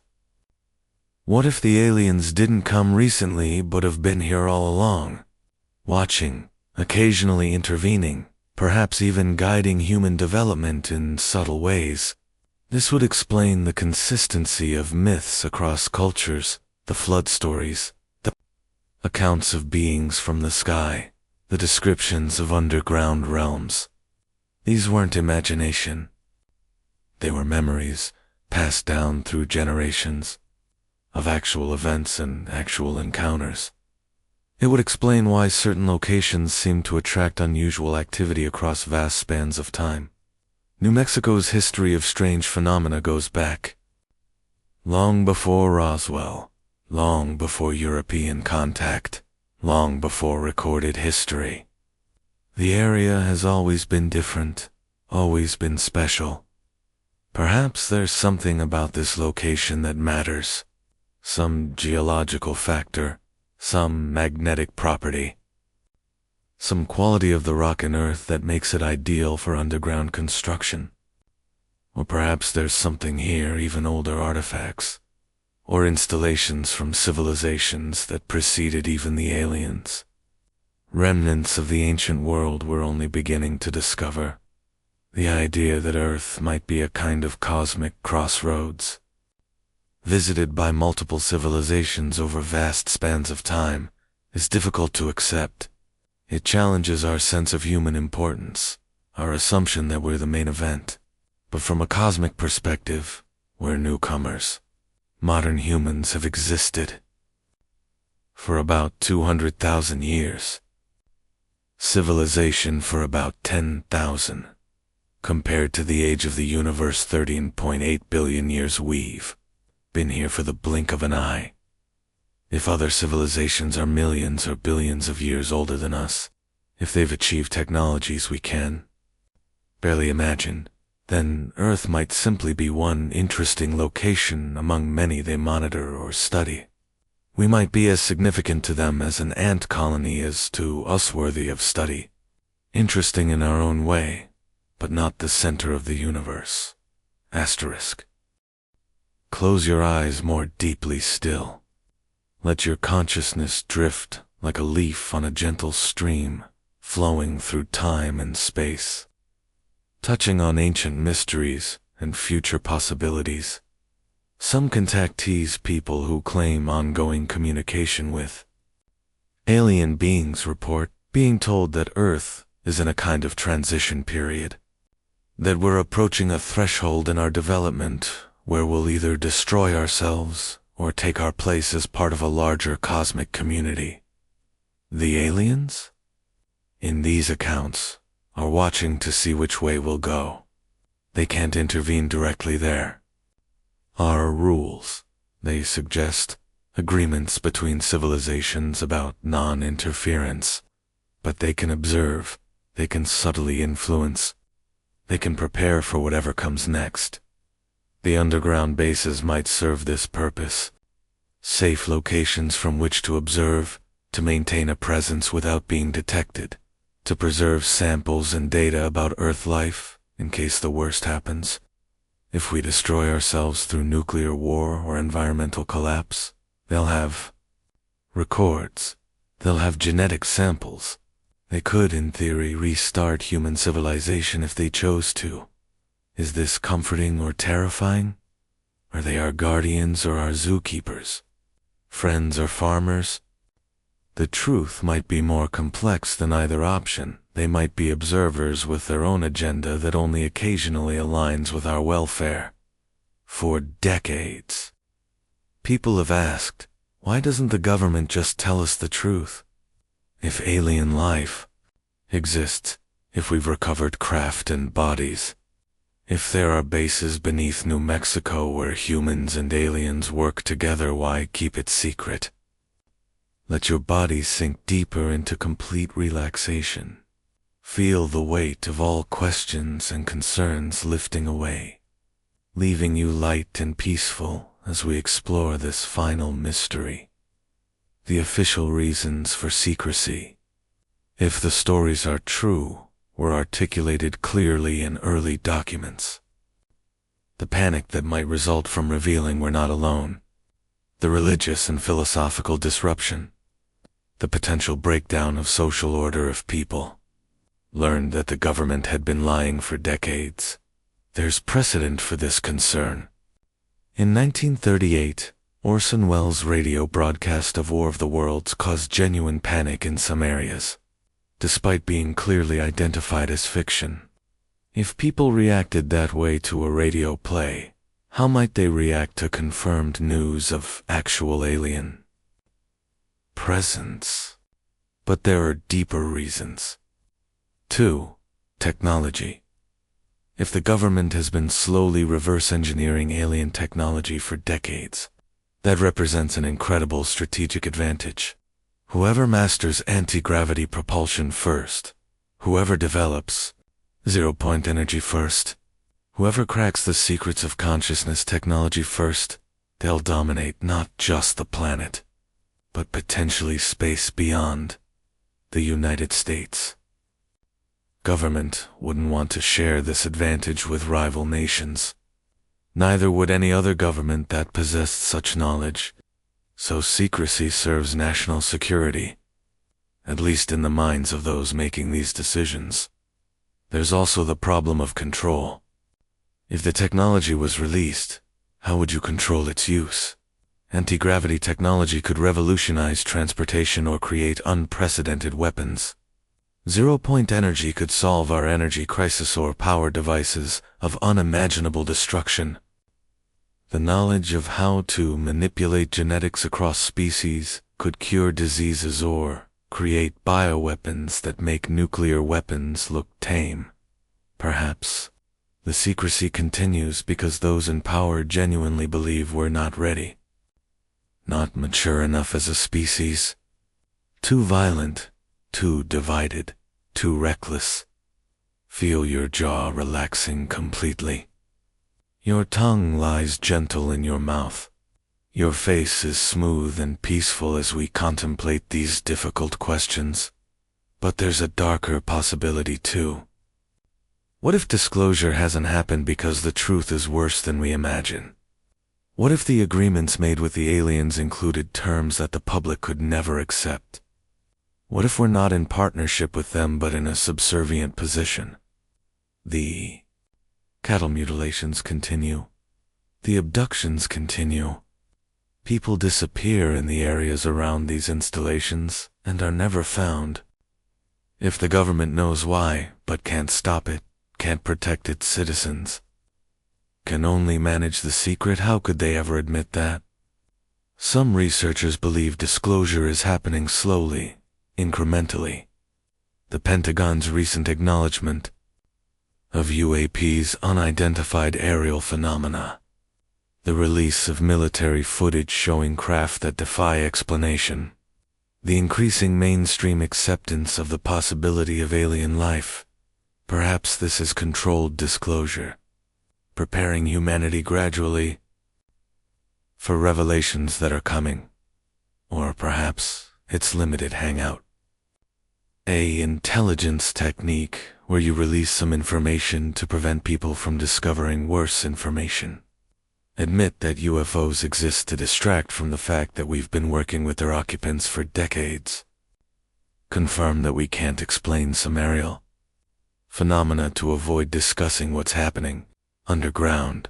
The truth might be emerging not through official channels but through the steady accumulation of witness testimony, leaked documents, and the work of dedicated researchers, deathbed confessions from military personnel, documents obtained through Freedom of Information Act, requests with pages redacted but enough visible to confirm certain facts, satellite imagery that shows construction in remote areas that doesn't match official records. Let yourself drift in. The peaceful darkness behind your closed eyes. Your breathing is so slow now, so gentle. Each breath takes you deeper into relaxation, deeper into this journey through mystery and possibility. In recent years, several high-ranking military and intelligence officials have come forward with claims about UFO phenomena. Luis Elizondo, who ran the Pentagon's Advanced Aerospace Threat Identification Program, has stated publicly that we've recovered materials in craft of unknown origin. Christopher Mellon, former Deputy Assistant Secretary of Defense, has confirmed that UFO incidents are real and numerous. These aren't conspiracy theorists or fringe figures. These are people with access to classified information, with decades of government service, who've decided the public deserves to know at least some of what's been hidden. Are they preparing us for something? Is there a plan to eventually reveal the truth about the underground bases, about the agreements, about what's really been happening in New Mexico and other locations around the world? Or are they simply reaching an age where they feel compelled to share what they know before they die, regardless of official policy? Many whistleblowers have been elderly, perhaps feeling that their legacy and their conscience matter more than maintaining secrets that have already been kept too long. The question of disclosure connects to another profound question. If the aliens wanted to reveal themselves, why haven't they? If they have bases here, if they've been visiting for thousands of years, if they have technology so far beyond ours, they could make their presence undeniable at any moment. A landing on the White House lawn, craft hovering over every major city, a broadcast message that reaches every device on Earth. But they haven't. They remain hidden, or at least ambiguous, seen by enough people that their existence seems likely, but never in a way that provides absolute proof. Perhaps this is intentional. Perhaps they're waiting for us to reach some threshold of development or consciousness. Perhaps they're bound by rules or principles that prevent direct contact until we're ready. Perhaps they view the current state of partial awareness as ideal enough contact to prepare some humans for eventual open communication. not so much that it disrupts our natural development, or perhaps they simply don't care whether we know about them or not. They're here for their own purposes: research, resource extraction, refuge, reasons we can't fathom, and our awareness of their presence is irrelevant to those goals. Feel yourself floating in a vast darkness, peaceful and safe. The mysteries surround you but don't disturb you. You're simply observing, simply being, simply drifting through this landscape of questions and possibilities. We've traveled far together tonight, down through layers of earth and stone, through decades of secrets and centuries of mystery, through the labyrinth of underground bases and the vast network of tunnels connecting them. We've explored the evidence, heard the testimonies, contemplated the possibilities. Now it's time to begin our journey back to the surface. But we'll carry these mysteries with us, these questions that don't have simple answers, these glimpses into a reality that might be far stranger than the world we see. Every day, let your breathing remain deep and slow as we ascend. Feel yourself rising gently through the depths, through the lowest levels where the oldest secrets hide. Up through level 7 with its frozen chambers and ancient discoveries. Your body remains completely relaxed, heavy and peaceful. Rising through level 6, past the genetics laboratories where boundaries between species blur. Up through level 5 and the alien quarters where beings from other worlds make their homes. In the darkness beneath the desert, feel yourself ascending through. Level 4, past the holding tanks and biological samples. Through level 3, where human scientists work on technologies that will shape our future. Through level 2, with its administrative offices and cafeterias. Places that could almost be normal if not for where they're located. And finally, through level 1, approaching the surface, approaching the clean desert air and the vast sky overhead. You're rising up through the earth now, up through the rock and soil, through the layers of sediment laid down over millions of years.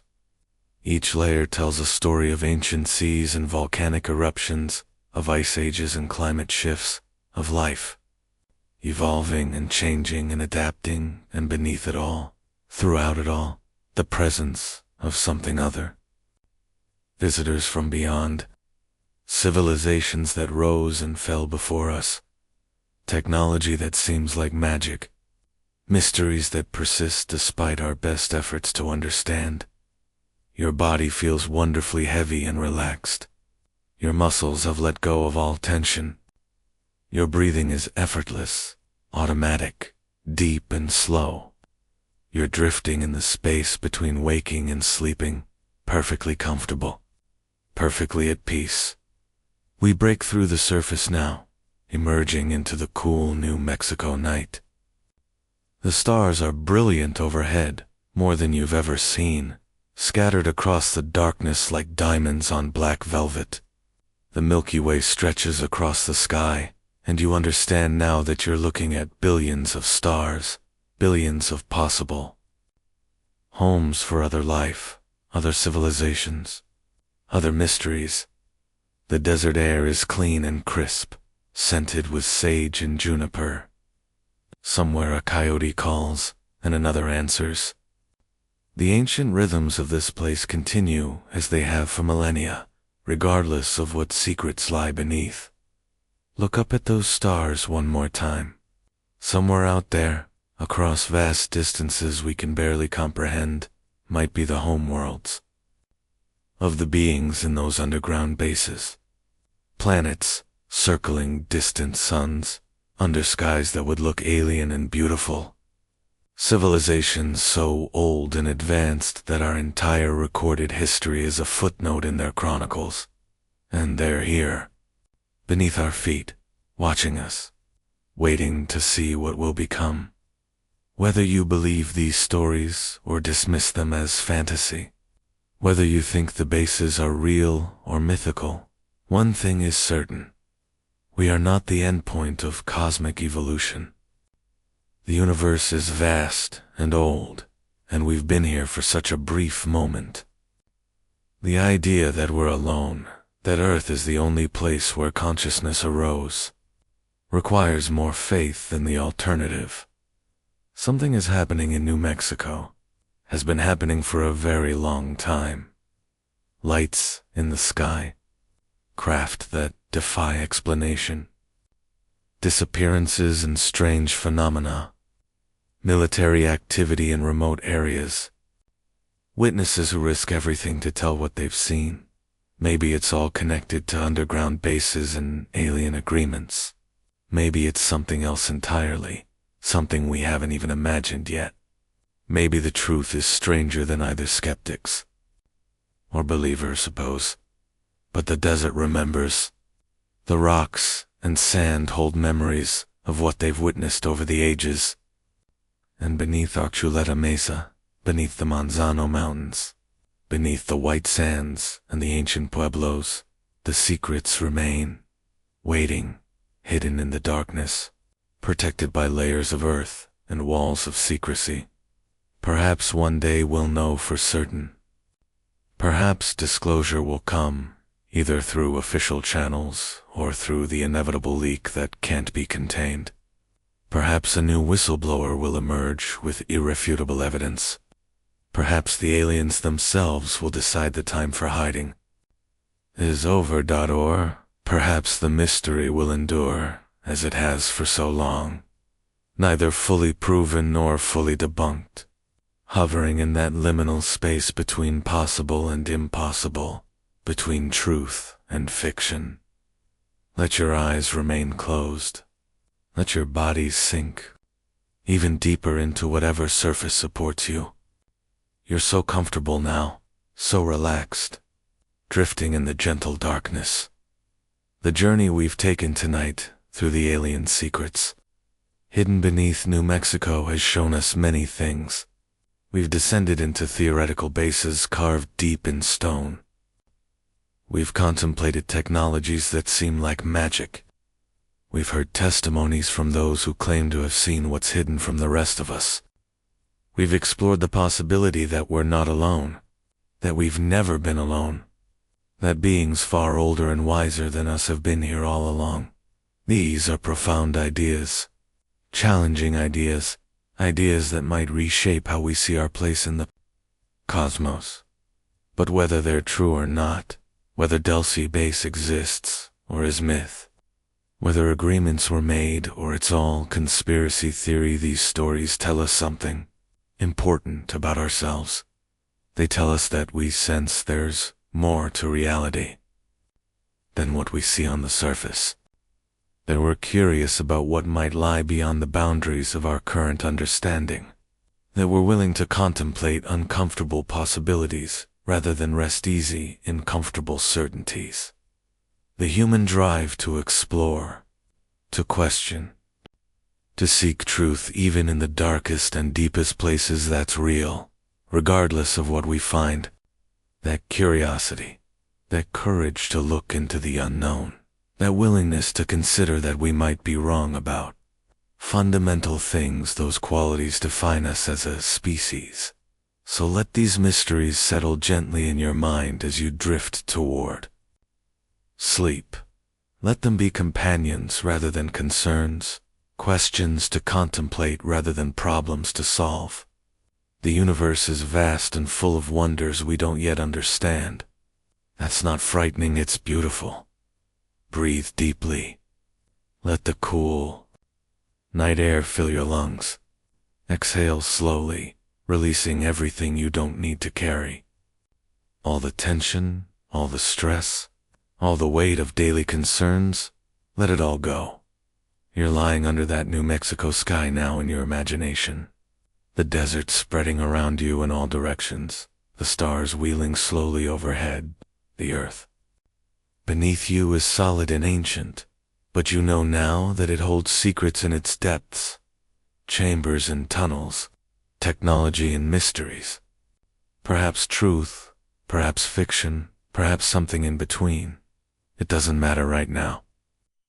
Right now, all that matters is this moment of peace, this perfect relaxation, this gentle drift toward sleep. Your breathing is so slow now, your heartbeat so calm, your body so heavy and comfortable, every muscle completely relaxed, your mind quiet and still, like the desert night around you. In the distance, a light moves across the sky. Is it a satellite? An airplane? Something else? You watch it drift across your field of vision and disappear behind the mountains. Just another mystery in a world full of mysteries. Just another wonder in a cosmos of wonders. Let your eyes remain closed.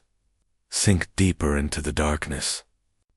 Feel sleep approaching like a gentle tide, rising around you, lifting you, carrying you toward dreams.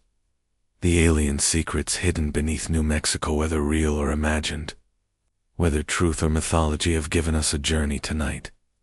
A journey into the unknown, into possibility, into the vast and mysterious universe we inhabit. And now that journey brings you to rest, to peace, to sleep. The desert night is quiet now. The coyotes have finished their calling. The stars burn steadily overhead. And beneath the earth, in whatever form they take, the secrets remain, waiting, patient, eternal. But you don't need to wait. You don't need to seek. You don't need to know. All you need to do now is sleep. Deep, peaceful, undisturbed sleep. Your breathing continues, slow and steady, automatic and effortless. Your body rests heavily on your bed, comfortable and warm. Your mind drifts in gentle darkness, free from worry, free from tension. The mysteries of New Mexico, the underground bases, the alien visitors, the ancient civilizations, they all fade into the background now, becoming part of the dreamscape you're entering. Stories that carried you through this night, companions on your journey toward sleep. This wasn't random. The wave followed a pattern concentrated around military installations, nuclear facilities, and areas that would later be associated with underground bases. It was as if someone was surveying, mapping, assessing locations that would become important in the decades to follow. The timing is significant too. The ghost rockets came in 1946, just after World War II ended. The flying saucer wave peaked in 1947, the same year as the Roswell crash and the beginning of the Cold War. Nuclear weapons had just been used. The geopolitical landscape was being redrawn. And suddenly the skies filled with objects that defied explanation. Some researchers believe this represented a threshold moment in human history. We had split the atom, developed weapons capable of destroying civilization, and demonstrated our willingness to use them. If beings had been monitoring humanity for thousands of years, this would certainly get their attention.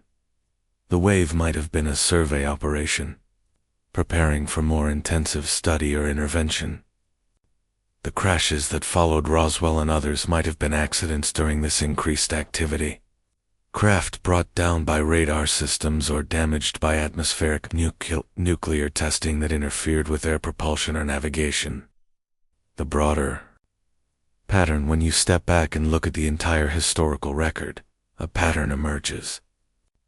Humanity has been experiencing encounters with beings possessing advanced technology for as long as we have records. The encounters increase during periods of human crisis or rapid change, and certain locations, including New Mexico, appear repeatedly across the centuries. This suggests that underground bases, if they exist, aren't recent constructions. They're ancient installations, perhaps built by civilizations that predated humanity or by aliens who arrived thousands of years ago. The modern bases like Dulce, might be expansions or reactivations of much older sites. The beings haven't revealed themselves openly, but they haven't remained completely hidden either. They've maintained a presence throughout human history, sometimes influencing our development, sometimes simply observing, always staying just beyond the threshold of undeniable proof. Dulce is not alone in New Mexico's network of underground mysteries. The state is riddled with locations that have attracted attention from researchers, witnesses, and those who seek the truth about what lies beneath. Let your breathing remain steady and calm as we tour these other sites, each with its own story, its own mysteries, its own connection to the greater puzzle. Carlsbad Caverns, known to tourists as one of the most spectacular cave systems in North America, with massive chambers like the big room that could hold multiple football fields. But the caves that tourists see represent only a fraction of what exists beneath the Guadalupe Mountains. Park rangers have reported finding passages that aren't on any official maps, chambers that were sealed off decades ago for reasons never fully explained. Some workers claim to have encountered areas deep within the cave system that show signs of artificial modification, walls to smooth, angles to precise, acoustic properties that suggest the chambers were designed rather than naturally formed. There are stories, difficult to verify but persistent nonetheless, of explorers who ventured into unmapped sections and emerged hours later, disoriented and unable to account for lost time. Of lights seen deep within passages that should be utterly dark. Of sounds, mechanical humming, rhythmic pulsing, coming from areas supposedly beyond the mapped portions of the cave. The Carlsbad area also has a history of unusual aerial phenomena. Ranchers in the region have reported lights that emerge from the ground near the cave entrances at night, ascending into the sky. Military aircraft are sometimes seen in the area, far more frequently than would be expected for such a remote location. Could Carlsbad Caverns connect to a deeper network? The geology of the region, limestone riddled with passages carved by ancient water, would make it ideal for expanding into a larger underground facility. And the tourist traffic, the constant flow of ordinary people through the public portions, would provide perfect cover for activities in the restricted areas. Sandia Mountain, rising dramatically east of Albuquerque, has been associated with strange phenomena for as long as people have lived in the area. The Pueblo peoples considered certain areas of the mountain sacred and forbidden, places where the spirits dwelt and humans should not venture. Modern activity at Sandia is well documented. The Sandia National Laboratories occupy a large facility at the base of the mountain, officially dedicated to nuclear weapons research and other classified projects. But the laboratory buildings visible from the road are, according to some workers, just the tip of the iceberg. The mountain itself is said to be honeycombed with tunnels and chambers, some carved by the military in the 1950s and 60s, others that were discovered rather than created. Workers have spoken anonymously about entire underground complexes within the mountain, accessed through innocuous-looking buildings at the laboratory site. One persistent account comes from a man who claimed to have worked security at a facility in the 1970s.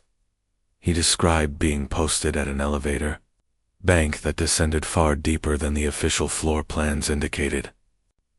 Personnel with special badges would arrive in unmarked vehicles, take the elevators down, and emerge hours later looking shaken or exhausted. He was told never to speak to these individuals, never to ask questions, and never to discuss what he saw. When his curiosity got the better of him and he asked his supervisor what was below, he was immediately transferred to a different post and warned that further questions would end his career, or worse, The Sandia area also experiences frequent UFO sightings. The mountain itself seems to attract unusual aerial activity, with lights that hover near the peaks, disappear into the mountainside, or emerge from areas where no caves or openings are visible. Pie Town, a tiny community in western New Mexico, with a population of barely 200 people, seems an unlikely location for anything unusual. It's named for a woman who baked pies for passing travelers in the 1920s, and its main attraction is still the pie shops that serve tourists traveling along Highway 60. But Pie Town sits in a region of extraordinary radio telescope activity.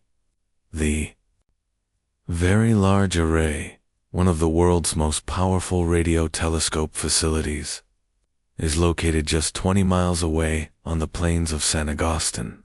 The array consists of 27 massive dish antennas, each 82 feet in diameter, spread across the desert floor in a Y-shaped configuration. Officially, the VLA searches for radio signals from space, studying everything from distant galaxies to the remnants of supernovas, but researchers have long speculated that facilities like the VLA serve dual purposes, both scientific observation and monitoring for signals that might indicate extraterrestrial intelligence.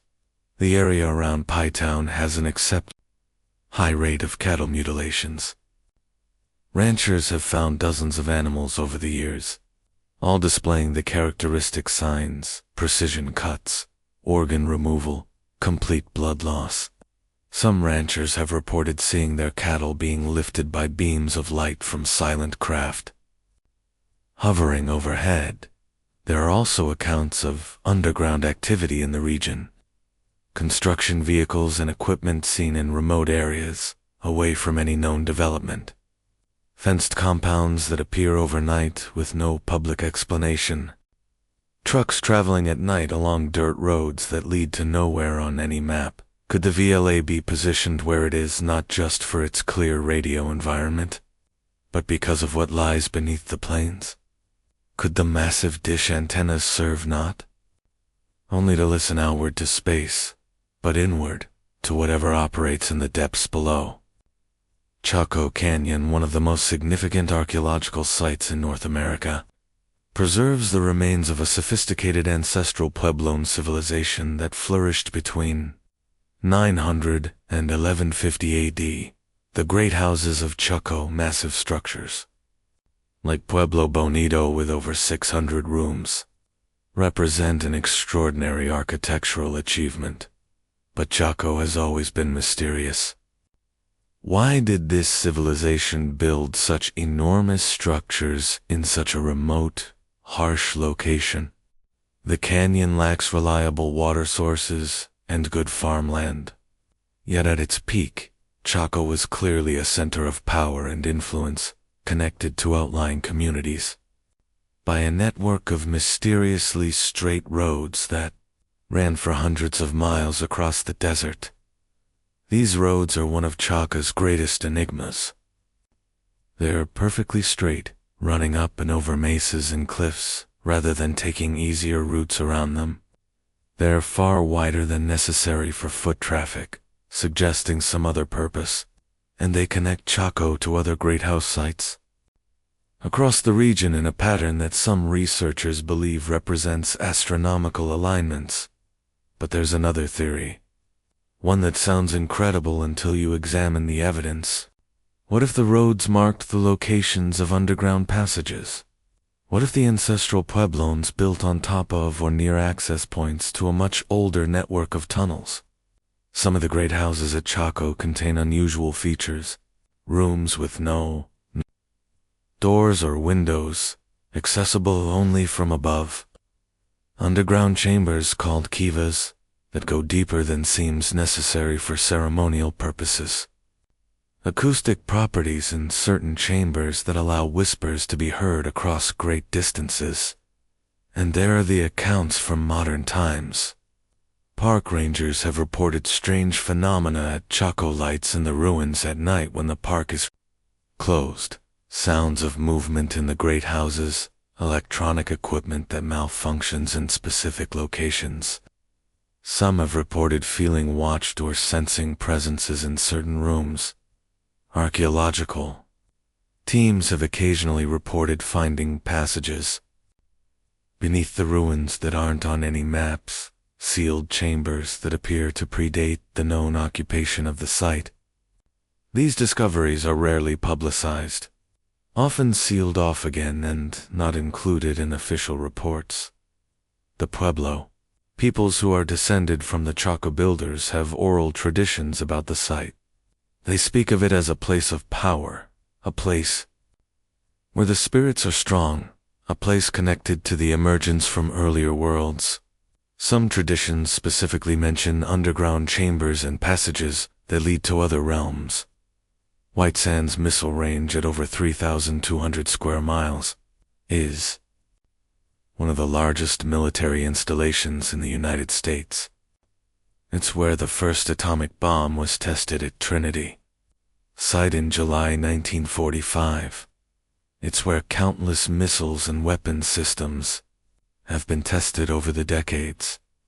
The white gypsum dunes that give the area its name create an otherworldly landscape, shifting and changing with the wind, brilliant white under the desert sun. But beneath those pristine dunes, according to multiple accounts, lies a very different landscape. The Trinity test itself may have been more significant than publicly acknowledged. The detonation of that first atomic bomb, equivalent to 22,000 tons of TNT, created a flash visible for 200 miles in a mushroom cloud that rose 40,000 feet into the air. It melted the sand beneath the blast into a green radioactive glass called trinitite. But what if the blast did something else? What if it opened or damaged something underground?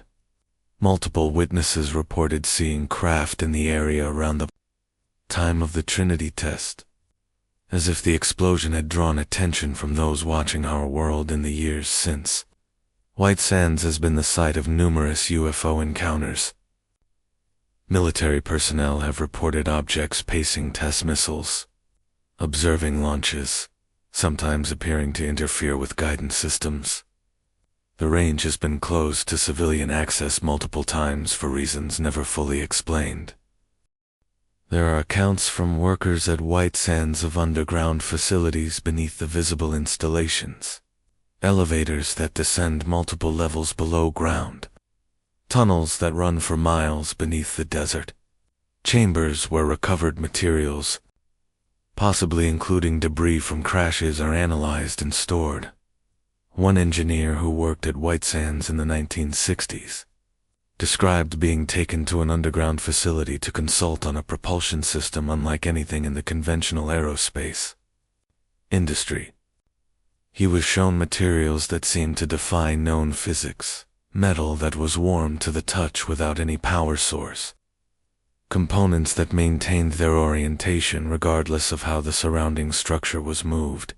He signed non-disclosure agreements and was told the materials came from a foreign source, but the technology was so far beyond anything any nation on Earth possessed that he knew this was a lie.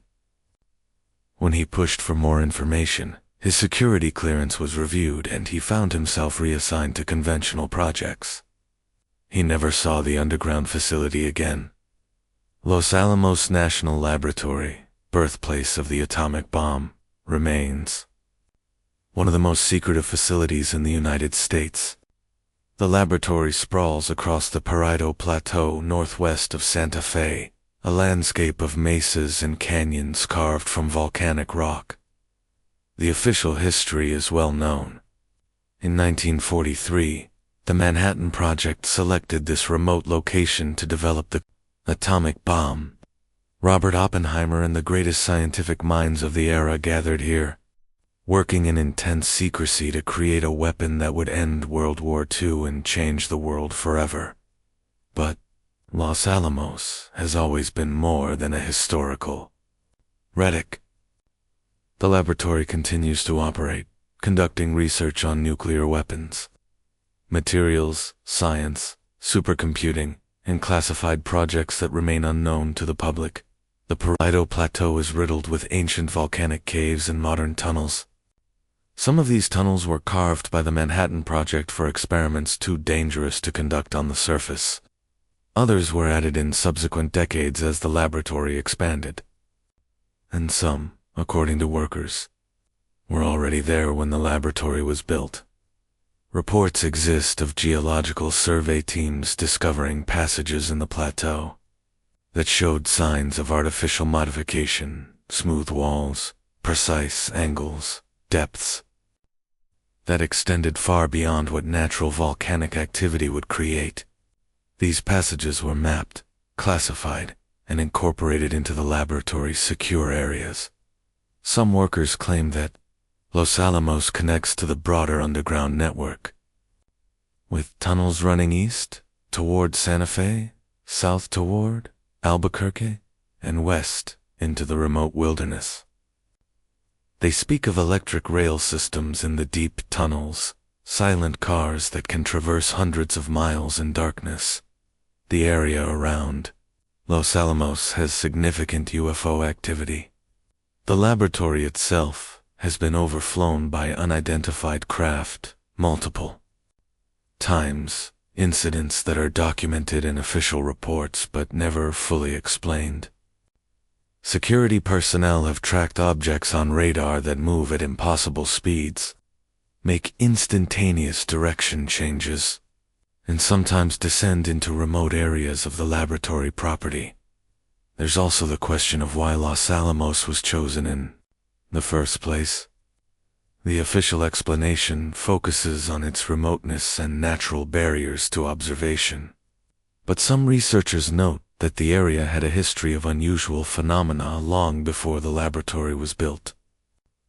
Native American traditions speak of strange lights and underground sounds in the canyons. Spanish explorers documented odd occurrences in their journals. What if Los Alamos was selected not just for its isolation, but because someone knew or suspected that there was already something beneath the plateau? What if the decision to build there was influenced by a desire to be near, to study, to access something that predated the laboratory? The evidence for underground bases and alien activity in New Mexico comes primarily from witnesses, people who claim to have seen, experienced, or worked on things that officially don't exist. These testimonies deserve examination, regardless of whether we ultimately accept them as truth. Let your mind remain open and calm as we explore these accounts. Listen without judgment, absorb without anxiety, simply observe what these individuals have reported. Thomas Castello. Perhaps the most detailed account of Dulce Base comes from a man who identified himself as Thomas Castello. Claiming to have worked security at the facility in the late 1970s and early 1980s, Castello's story emerged in the late 1990s through correspondence with researchers. He claimed to have been a senior security technician at Dulce, responsible for maintaining the surveillance and security systems throughout the facility. His descriptions of the base were extraordinarily detailed. He spoke of 7 levels, each with specific purposes and increasing levels of restriction. He described the security protocols, biometric scanners, weight-sensitive floors that would detect unauthorized personnel, cameras that could see in spectrum ranges beyond human vision, according to Castello. He worked primarily on levels 1 through 4, but occasionally was required to service systems on the lower levels. It was during these visits to levels 5, 6, and 7 that he allegedly saw things that transformed his understanding of reality. He described seeing beings that were clearly not human, the gray entities that have become ubiquitous in UFO lore, but also other types, tall beings with reptilian features, entities that seemed to shift or phase, as if not fully present in our dimensional space. and hybrids, beings that appeared to be mixtures of human and alien genetics. The genetic experiments on level 6 particularly disturbed him. He claimed to have seen containers with partial beings suspended in fluid arms or legs or organs, grown separately from complete bodies. He described vats where embryos developed at accelerated rates. He spoke of holding areas where beings that appeared partially human were kept in conditions he considered inhumane. Castello claimed that a moral crisis drove his decision to speak out. He began documenting what he saw, taking photographs and video when possible, copying files from the facility's computer systems. He planned to expose the base and the experiments being conducted there, but according to his account, his activities were discovered before he could release the information. He fled, taking what evidence he could, but was pursued by both government agents and, he claimed, non-human entities. His family disappeared. He went into hiding. The photographs and videos he claimed to have taken have never surfaced publicly, or at least have never been verified as authentic. Castello himself disappeared in the 1990s and hasn't been heard from since. Researchers who tried to verify his identity found no records of a Thomas Castello matching his description working at any government facility. This leads to two possibilities. Either Castello was telling the truth, and all records of his existence were erased to discredit him, or he never existed and was created by someone, possibly intelligence agencies, possibly hoaxers to spread disinformation. But even if Castello himself was fictitious, the details in his account are remarkably consistent with other independent reports about Dulce and similar facilities. Either multiple people are coordinating an elaborate hoax, or they're all describing the same real phenomenon from different perspectives. Krista Tilton, a woman from Oklahoma, claimed a very different type of encounter with Dulce Base. Rather than working there, she claimed to have been abducted and taken to the Utah facility in July 1987. Tilton's account began with a typical abduction scenario: lights approaching her home at night, missing time, fragmented memories of being aboard a craft. But under hypnotic regression, she recalled being taken not to a spacecraft, but to an underground facility. She described being escorted through corridors by gray entities and human personnel who wouldn't make eye contact or speak to her. She was taken to what she perceived as a laboratory level, where she saw disturbing scenes: tanks with humans inside, beings that appeared to be mixtures of human and animal DNA, procedures being conducted on unconscious subjects. Most disturbingly, Tilton claimed to have been shown a hybrid child and told that it was partially hers, created using genetic material taken during a previous abduction she didn't consciously remember. The child looked mostly human but with certain alien features: oversized eyes, unusual skin tone, a head slightly too large for its body. She was told, according to her account, that humanity was in danger, that the genetic program was designed to create a hybrid species that could survive environmental catastrophes that would devastate pure human populations. She was shown images, whether actual predictions or propaganda. She couldn't tell of Earth in the future, damaged by war, or climate change, or some other disaster after this experience. Tilton was returned to her home with most of her memories suppressed. Only through hypnotic regression did she recall the details of what had happened. Like many abductees, she suffered from psychological trauma following the experience: anxiety, nightmares, a pervasive sense of being watched. Skeptics point out that memories recovered through hypnosis are notoriously unreliable, that the hypnotic process can create false memories as easily as it recovers real ones. Tilton might have unconsciously constructed a narrative based on UFO lore she'd been exposed to her mind filling in the blanks of her missing time with imagery from popular culture.